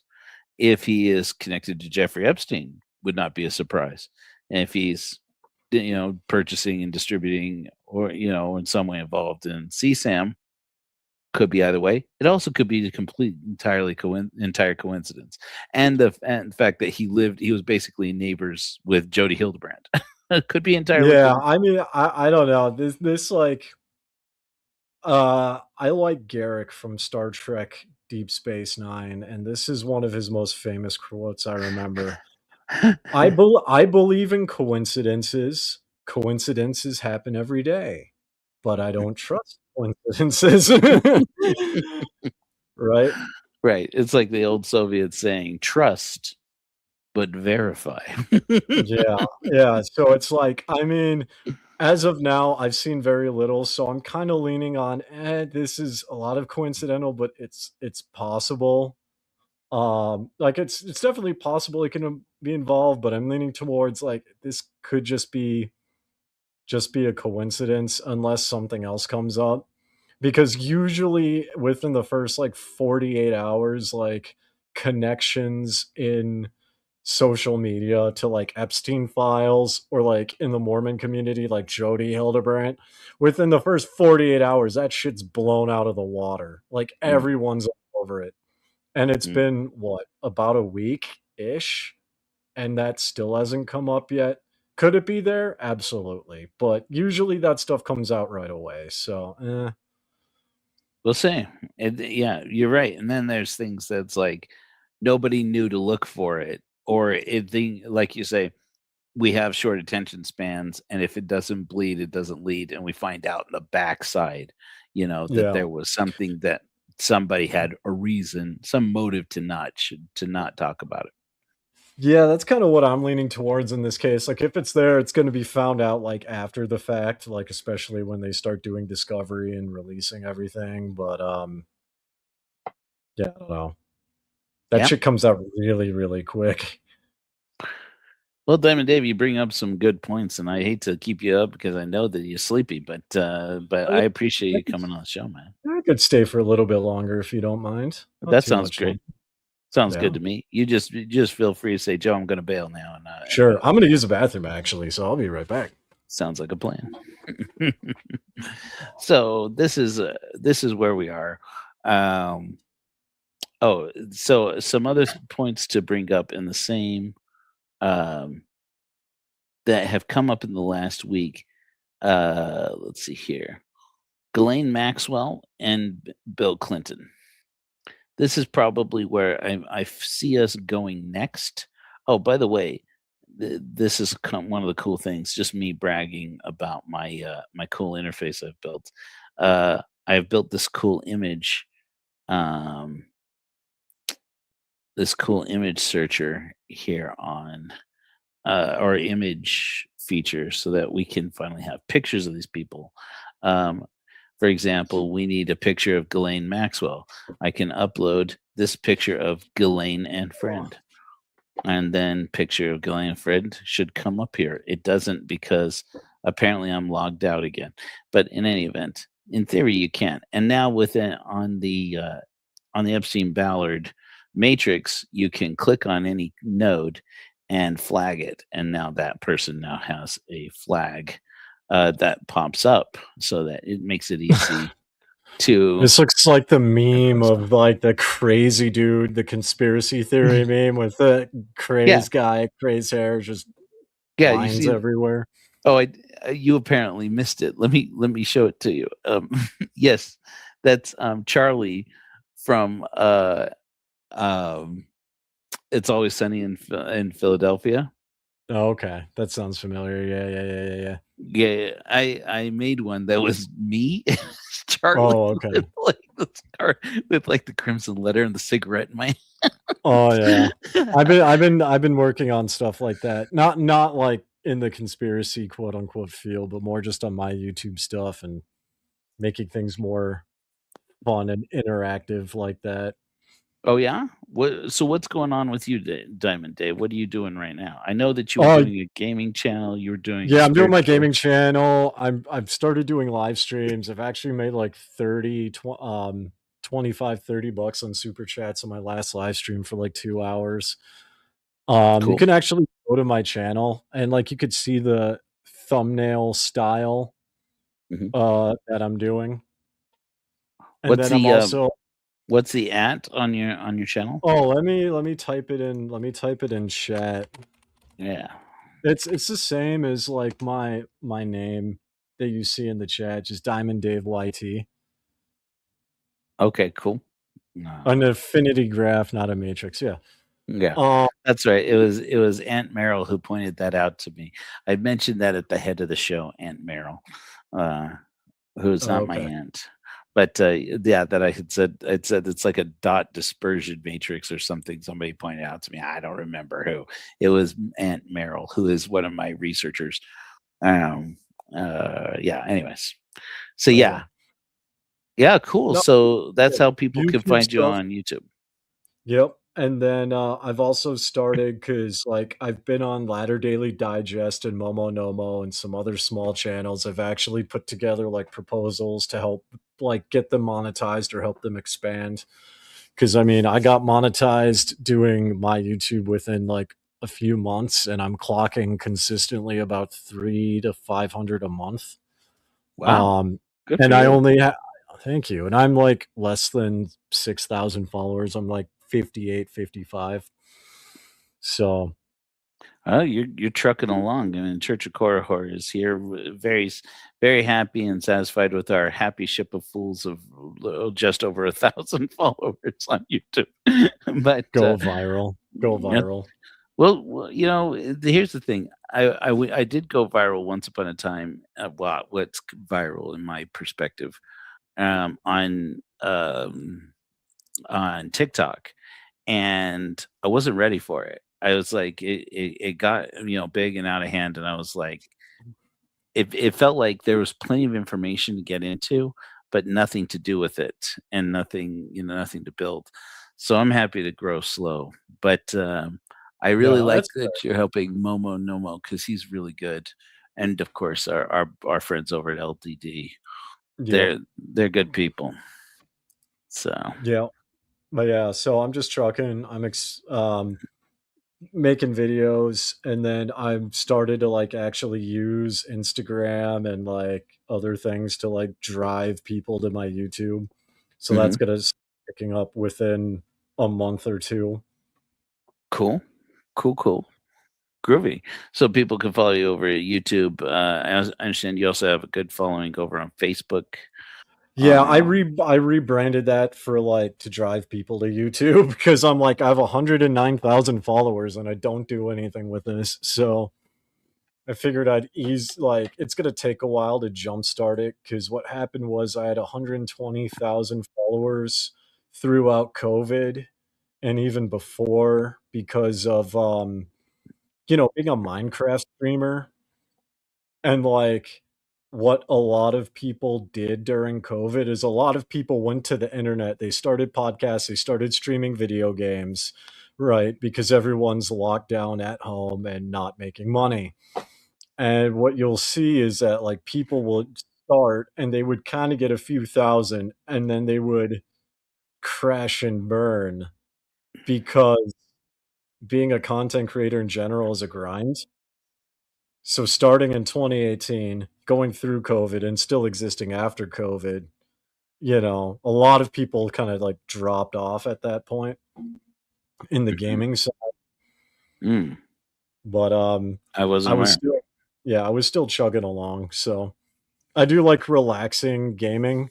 So like Fallout 4 is a post-apocalyptic America Boston setting, and I just use mods to clean up trash. It's just kind of like therapeutic. I build settlements, and then I'm starting to do like challenges and stuff on live stream, and just having fun and hanging out with people. Cool. Do you do any vibe coding with your channel?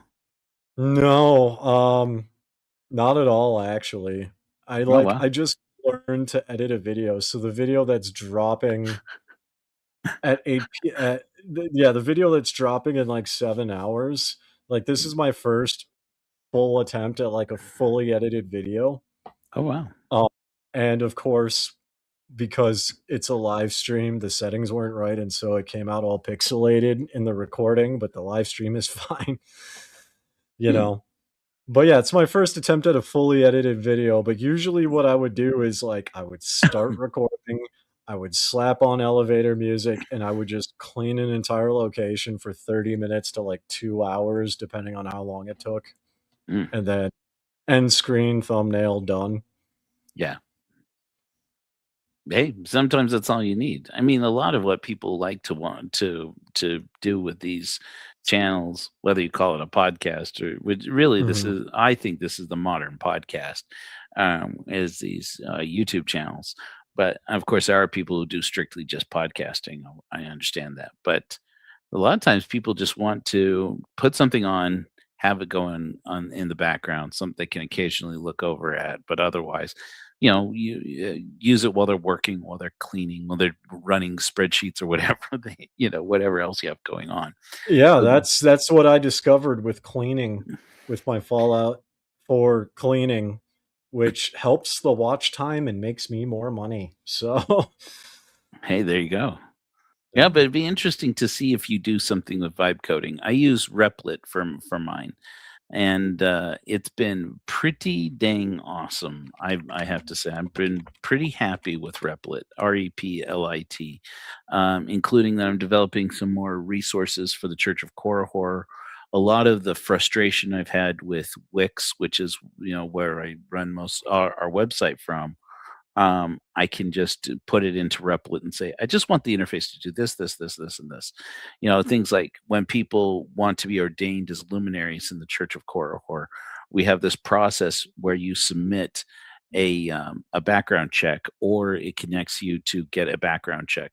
Where, as far as I know, the only religious organization I know that background checks applicants for its clergy, and so how do you actually track that this person's background check has been submitted, that it is one of the qualifying Mhm. background checks, that it is legit, and so forth? I can put that into Replit and say, you're going to go and you're going to do a search and you're going to do this and you're going to update this. And if this person, blah, blah, blah, then mark them as such and such. And it just does it. And I'm like, oh, I fought for like 4 days with Wix and its coding software and Chat GPT and stuff to try and get it to where it shows your name when you log in. And it's like, Yeah. Yeah, I don't eh, do really anything with that on YouTube, I think just because I don't need to. mm, I might try that with like my spread shop, maybe for my merch, but other than that, mm, spread shop. I'm not familiar with that. basically like you upload your designs and then people buy it and you make like commission on it. Oh, okay. So it's like Gumroad or like Etsy, something like that. It's drop shipping. It's more like Etsy where it's like you can go through my stuff and got a picture of a German Shepherd and it says +10 loyalty on its review. Oh, okay. And Like so it's like people Redbubble. like yeah, I click it and then I buy it and then, whoever owns it gets the money. That's how. Oh, cool. So That, yeah, that, I'm just that's building definitely cool. building stuff. Yeah, that's very cool. Um, and I wanted to ask you while you were talking. Oh, but the interesting thing about vibe coding is how many people are doing it for gaming and Yeah. creating like modifications for mods for games or even creating games from scratch. And I I even actually help a buddy with that, except we use Unity Hub and Visual Studio Code. right. I think you told me about that at one point. You were on Yeah, Visual it's like Code. I haven't done, I'll be honest, I haven't really done much with it, but I have the very gist of how it works. And some people I know, they're like designing their own game. Yeah. Um, but so I'm aware of it. I'm just not into anything like that specifically. Yeah. My main Well, thing is like this year's goal is to get to like 10K subs, which seems doable. yeah. I mean, well, So, you're well on your way. You're well on your way, and there's plenty of interest in what you're doing. Um, I think that the Tim Ballard thing will take off again, and we'll wind up with a lot of people who will subscribe. But we'll see. I mean, it's of interest to those of us who are following it for years now. We'll see if there are new people who take interest in it. So, yeah, well, we'll definitely see. Tim Ballard's kind of a niche thing. mhm. And like with any niche things, you have to brand it properly and deliver it properly, right? Basically in a way that gets clicks, Right. you know. Cool. Cool. So I'm gonna go to bed, but it's cool seeing you guys. You all have a good one. It's great to see you, Diamond Dave. Hey, good luck with your channel, man. Thank you. All right. Well, it was Diamond Dave. We love to see it. Uh, Thanks so much for joining us for the broadcast today, guys. That was it about. It's interesting now in recap. I don't know how much we don't know about CPAC Mexico and the Center for Combating Human Trafficking, which is a project of CPAC being run by the Schlaps, by Matt and Mercedes Schlapp, and also being worked in coordination with, obviously in coordination with Tom Holman and with Steve Bannon. In there, you have a who's who of the Tim Ballard network, and you have a who's who, including, of course, Eduardo Verostegui and Eduardo Bolsonaro. And you have a who's who of the Epstein files, especially when you're talking about Steve Bannon.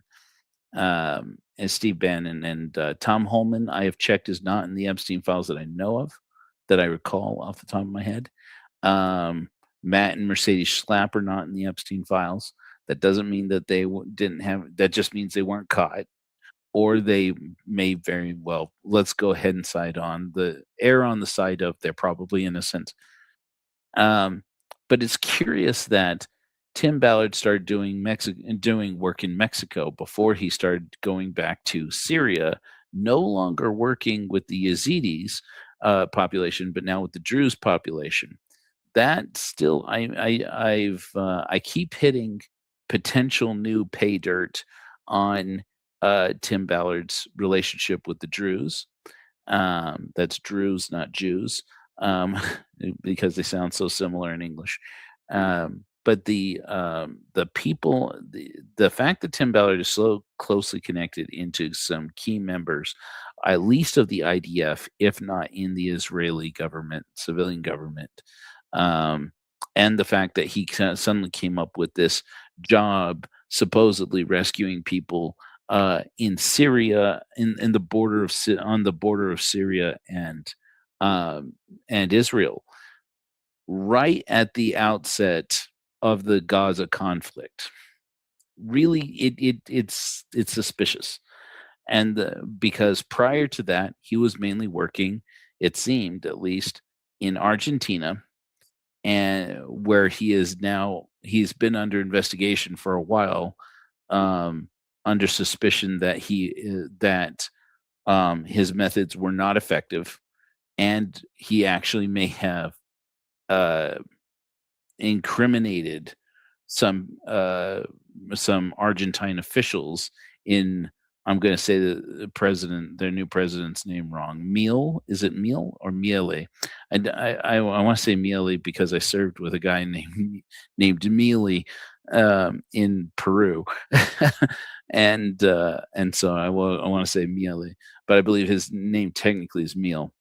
Anyways, Argentina is the president of Argentina, and the president down there, who is pictured in pictures with Tim Ballard.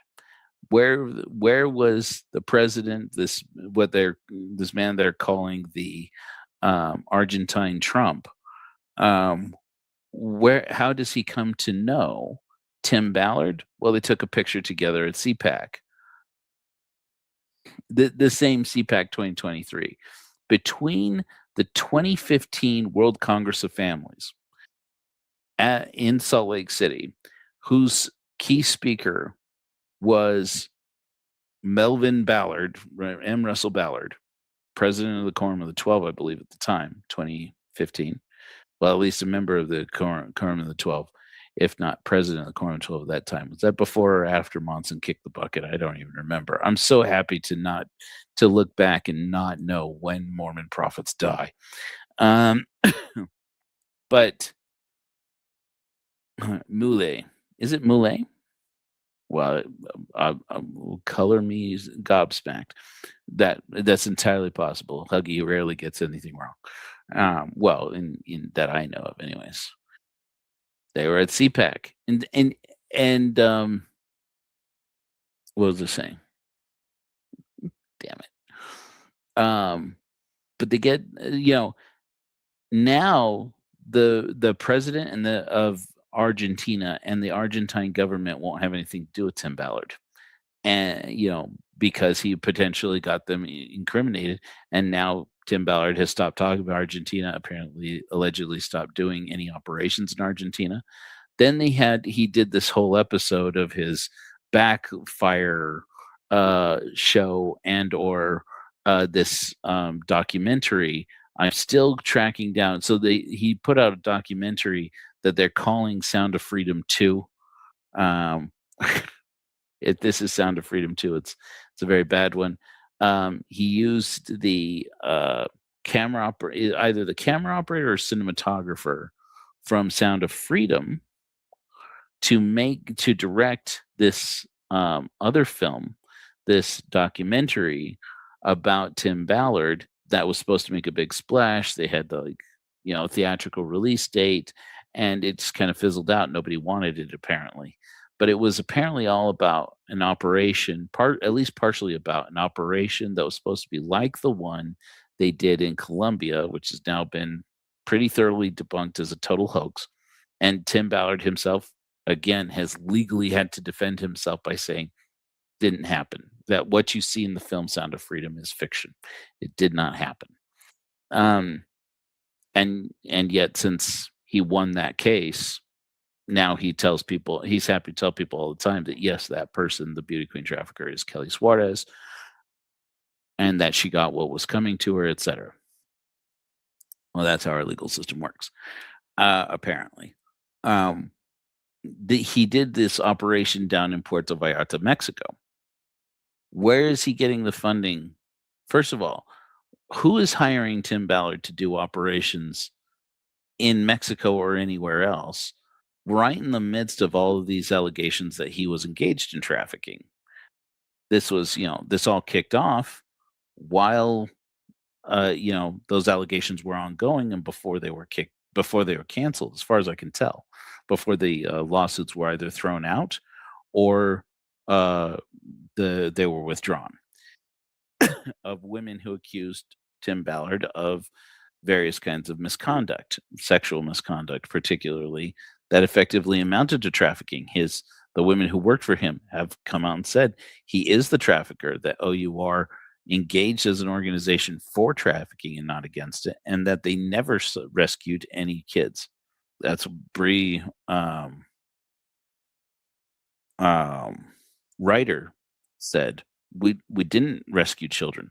They took footage of us doing training operations and used them as promotions for pretending that we were actually rescuing kids. And turns out it was a training exercise, like the one where she got a knee to the face from Matt Cooper and got her whole cheekbone and eye socket, her orbital socket, completely completely crumpled and fractured to the point where they had to go in and replace it with silicone and titanium to reconstruct her eye socket.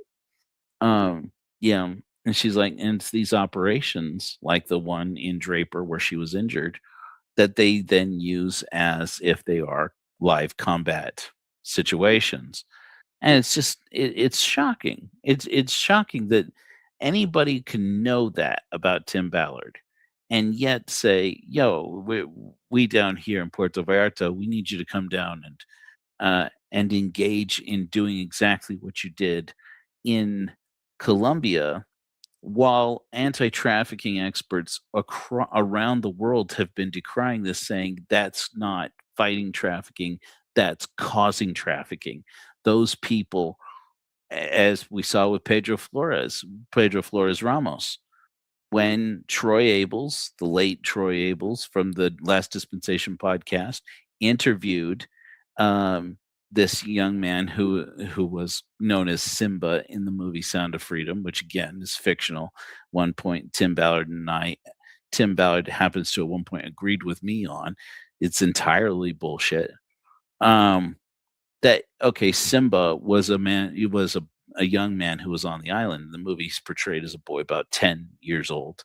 In reality, he was 17. He's portrayed as a boy who was kidnapped and sold into trafficking by Kelly Suarez character, the beauty queen trafficker, and Miss Juarez in the film. Suarez. In reality, he told Troy Abels to his face and repeated it in English, if I remember correctly, so that Janet Russin, the psychic, the Mormon medium, who was there acting as translator on Troy Abels' podcast, so that he got it, so that he would understand it. When Troy Abels asked him, said, "How long had you been involved in trafficking? How long had you been trafficked when that sting operation went down in Cartagena?" And this man looked at him and said, "That day, just that day." Instead of being sold into trafficking, he had responded to a Facebook ad that had said that there was a party happening on a private island. You could contact this person. You could contact these people. They would pay you something that amounted, if I'm not mistaken, if I remember correctly, it was hundreds of dollars, $200 worth of Colombian pesos, which is a lot of money, to go down, if you are a young person, a teenage person, to go down to the to this island, eat, drink, that there would be beverages there. I pretty well insinuated they meant booze, and that you could dance and party and have a good time. These gringos are down here. They've rented out this island, and they just want to be surrounded in the culture. They want to be surrounded in the fun, and so they're looking for young people to uh, to come party on this island. And then after they had contacted these people, he and others had contacted this person. He comes to find out through these other contacts, none of whom were Kelly Joanna Suarez. Even he signed a statement stating that he had never met Kelly Joanna Suarez before that party, that he didn't see her at that party, didn't know who she was, that he hadn't, and that she certainly was not trafficking him, but that somebody had told him, by the way, just so that you are aware, if one of these Americans approaches you for sex, they will pay you for it in addition, but you don't have to sleep with anybody to get paid. Everybody who shows up to the party will get paid. And that was when he tells that to Troy Abels. You can see in his face, you can see the color drain from his face. You can see the light go out in his eyes, as the Mormons would say. You can see the realization dawn on him that, shit, Tim Ballard was lying to me. All this time I've gone out on, because Troy Abels used to go out on a limb for Tim Ballard all the time. He used to, while his own listeners were like, will you stop with Tim Ballard? He is obviously not who we thought he was. He would lose followers. He would have people who told him, look, Troy, I loved you. I loved you talking about the end times, because, Mormons are Christians. I will defend that to the end. Just look at how they talk about the end times. You never see a Mormon speak more Christian about the end times. You never see a Christian speak more Christian about the end times. And when Mormons talk about this is the end of the world and Christ is coming back any day now, it's going to happen any day now, and it's going to be the shit show to end all times, and all the people we don't like will get burnt up and burnt away as the chaff. They're pumped about it. They're jacked about it. And the Tim Ballard / Tom Harrison, Visions of Glory, Jody Hildebrandt, Ruby Frankie, Chad and Lori Vallow Daybell cult. They and including Morgan Philpott, sometimes known by I have heard allegedly has been referred to as Mormon crackpot, Morgan Philpott, and Ammon Bundy and the Bundy Ranch. These people, they're so passionate. Apparently, M. Russell Ballard was a part of. Apparently, Neil Maxwell, Mormon apostles, members of the Quorum of the 12, were deeply connected into, or at least believing, together with Tim Ballard, together with Janet Russin, together with Troy Abels. This whole network, it rises and falls on a handful of lies that are being perpetrated by the same actors over and over again. It's Tom Harrison every time. It's Tim Ballard every time. It's Chad Daybell every time for a while there. It's Morgan Philpott every time. And Ammon Bundy every time. You're getting the same actors coming up again and again. And I just can't shake the feeling that every time I look at the Epstein files and I see Steve Bannon, I see Donald Trump, I see Alan Dershowitz, I see Virginia Giuffre, I see Marla Maples, I'm seeing Tim Ballard. I'm seeing the Tim Ballard associations again and again and again. And maybe that's because to a hammer, everything looks like a nail. I'll be happy to be the first to admit it. But I'm not done following every path to discovering what exactly is going on here. And you mark my words, I don't know it for a fact. I just know it's very plausibly true that one of the biggest pay dirt areas we'll find besides Glenn Beck, as I said last week, besides Eduardo Verastegui, coming back to Eduardo Verastegui is CPAC Mexico. And this Frank Russo character, don't know how big of a character, how big of a role he plays. I also don't know how big of a role Matt and Mercedes Schlapp at CPAC play. But I'm seeing the same names again and again.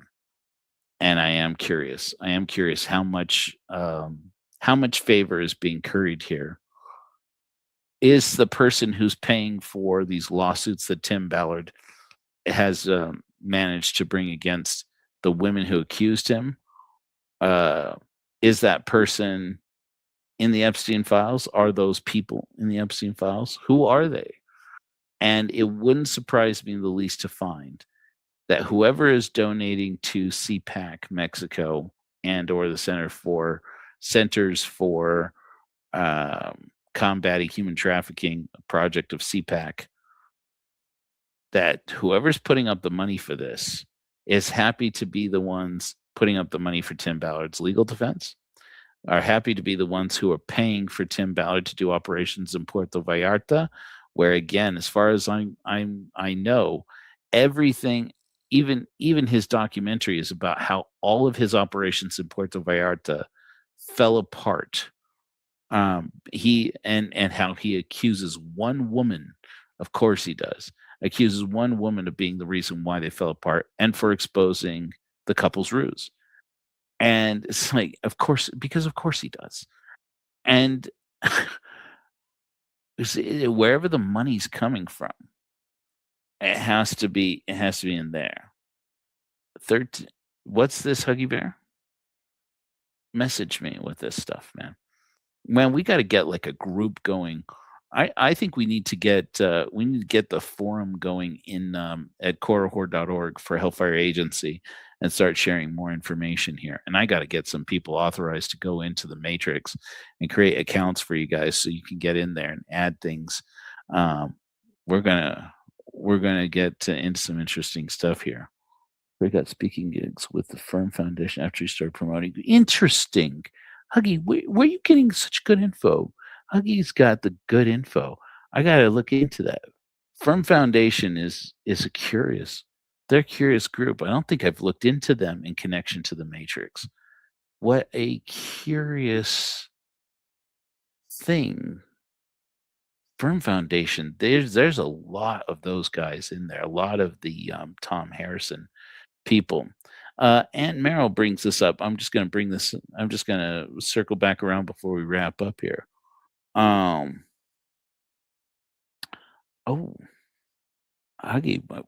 we got to talk. We got to get like a group chat going or something. Aunt Merrill, I believe you're talking about, I believe with this comment about their video fakes wall to wall. Tim Ballard reposts a lot of crap. Tell me, Aunt Merrill, if I'm saying something wrong here, or if I'm calling up the wrong thing. That Tim Ballard reposts a lot of AI generated video, or has in the past. This is so far in the last few months, a lot of AI generated video in his Instagram that are from organizations like Drew's Nexus. And a lot of it is bizarre hatred for, Islamophobic hatred. I'm not a fan of Islam. I don't consider myself as an Islamophobe. I don't have any problem with people practicing Islam any more than Christianity or any other religious. Let them live and let them be happy. And most Muslims, I think, are peaceful people and don't want war with anyone. That being said, there are things of every religious affiliation I dislike, and Islam is probably the one I have more to dislike about than most others, other than Mormonism. But the thing is, Tim Ballard goes hard with pro-Israel shaming of Arab people.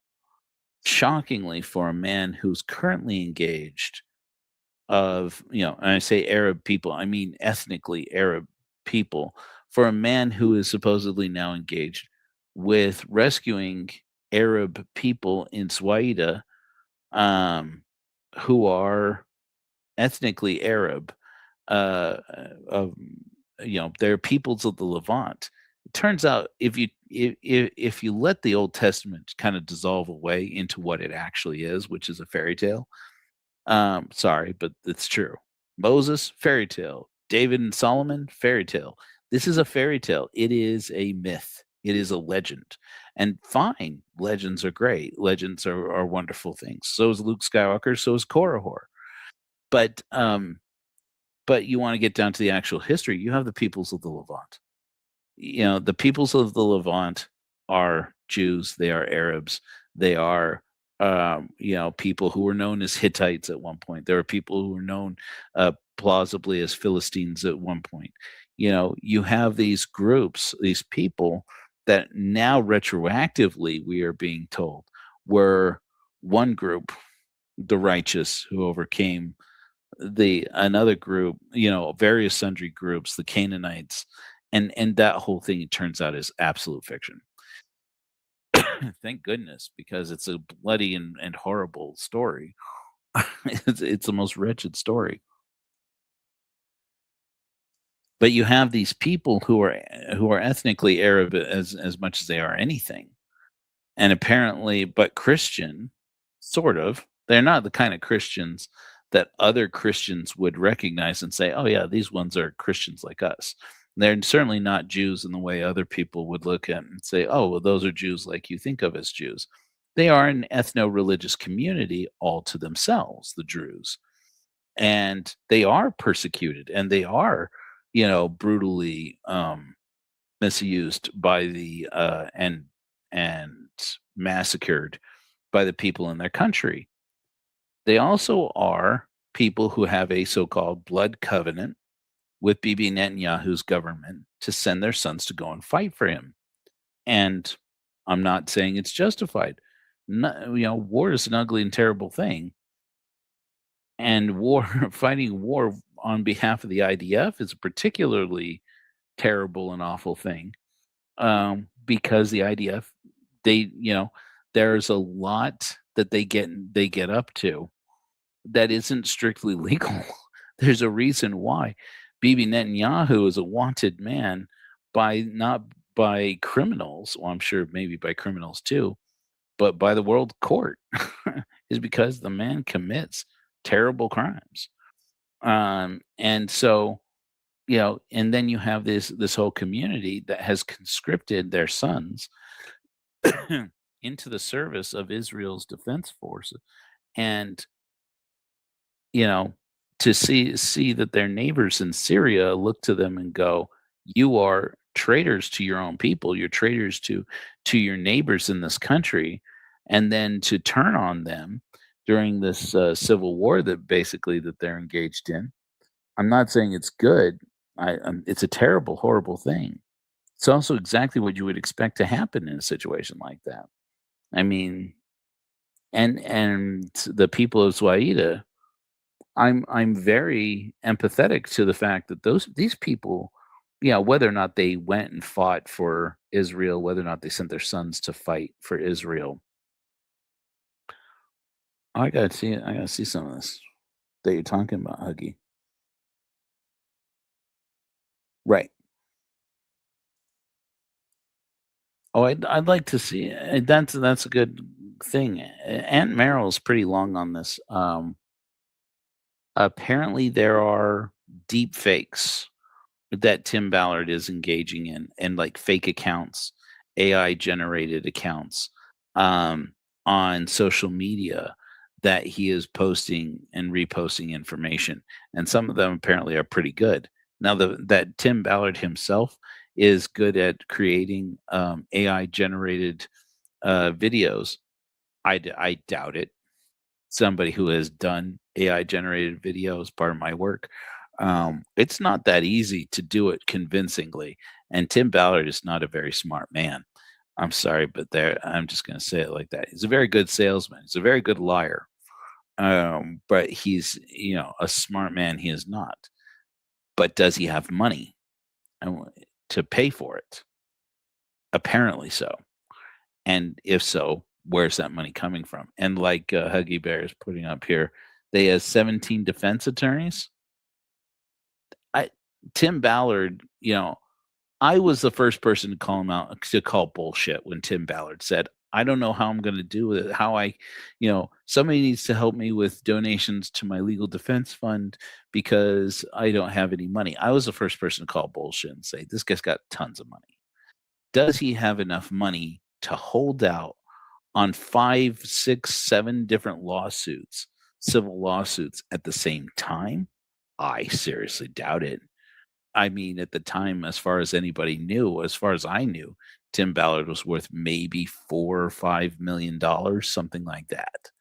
And I'm like, I don't care who you are, 4 or 5 or 6 or 7 sexual assault allegations, trafficking allegations, and or well, I guess technically they weren't charging him with criminal acts, but assault and defamation lawsuits going on simultaneously, you got to start settling out of court fast if you don't want to end up broke as a joke, no matter who you are.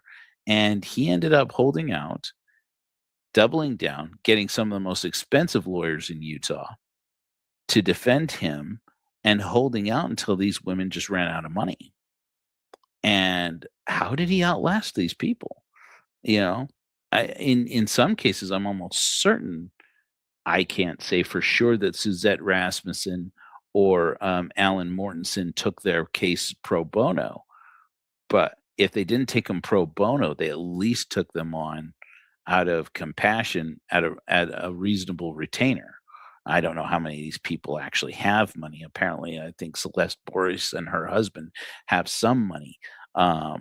But I don't think that collectively between all of them, they have the kind of money to take on Tim Ballard. Well, I mean, but to take him on simultaneously from multiple angles and multiple lawsuits over a suspended period of time, there was it seemed reasonable. At least one of them was going to win. And now all of a sudden, he's not only was he getting their cases thrown out of court, but he's been countersuing them for defamation, threatening apparently to sue podcasters. He hasn't, as far as I know, specifically called out Cara Burrell or me or anyone else, saying he's going to sue us, but he's talking about multiple people who have been calling him out for a while. I know that one of the Red Pill podcasts has been calling him out for a while, and apparently he's going after them, saying he's going to sue them. It's ridiculous. And it's like, where's this guy even coming up with money? Then he goes on a podcast interview and says that he thinks the people in the Epstein files are innocent. Of course, the top anti-trafficker in the world supposedly thinks that all the people in the Epstein files are innocent. But he says, and he believes he knows that because he personally knows Alan Dershowitz. What? And Alan Dershowitz is dirty AF in the Epstein files, personally called out by Virginia Giuffre. So was Bill Clinton. Of course, Bill Clinton not as directly as Alan Dershowitz, whom Virginia Giuffre says paid for sex with her when she was a minor. And so it's like, how does Tim Ballard know Alan Dershowitz? How did two men accused of sexual assault just happen to know each other? And one of them is dirty in the Epstein files. And they just happen to know each other. Last week I put out there, still haven't discovered exactly. Tim Ballard's welcome to reveal to us. I don't know that I would believe him. But I welcome his revealing to the world how exactly he knows Alan Dershowitz.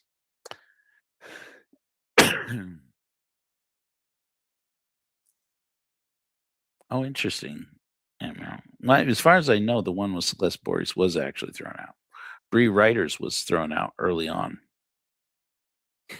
It's It's bizarre. So, this is the world we live in. Tangled web we weave. Hey, listen, friends, it's past midnight here, and we've gone on for 2 hours. Hopefully, this gave you guys gave you a little reprieve from your ordinary schedule. I do apologize for the time change. It is just that I am on East Coast time now, and I do have a lot of work tomorrow, so I am going to get going. I hope you guys were here for the test opening hymn for Undergrounder. Okay, I got to look at that. The civil tort case. I'm learning stuff. I learned as much from the podcast as you guys do. As you learn from me. We really got to figure out a way to kind of powerhouse all of our information into one place at one time. In any event, let's go ahead and run the hymn again. This is a test we already did that. Let's do a different one. What do you guys say? Let's get an oldie but a goodie in here because I'm feeling feisty, and we gotta get our energy going so we can get after Tim Ballard's case in the Epstein files. Let's see here. Let's go for good old fashioned. Got some great new hymns, but we're gonna go for something classic. How about Mammon Tabernacle Choir?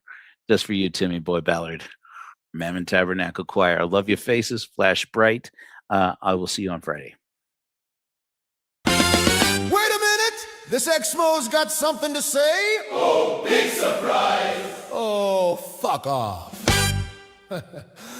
Golden angels show the fruit. Selling Jesus in an Armani suit. Will a man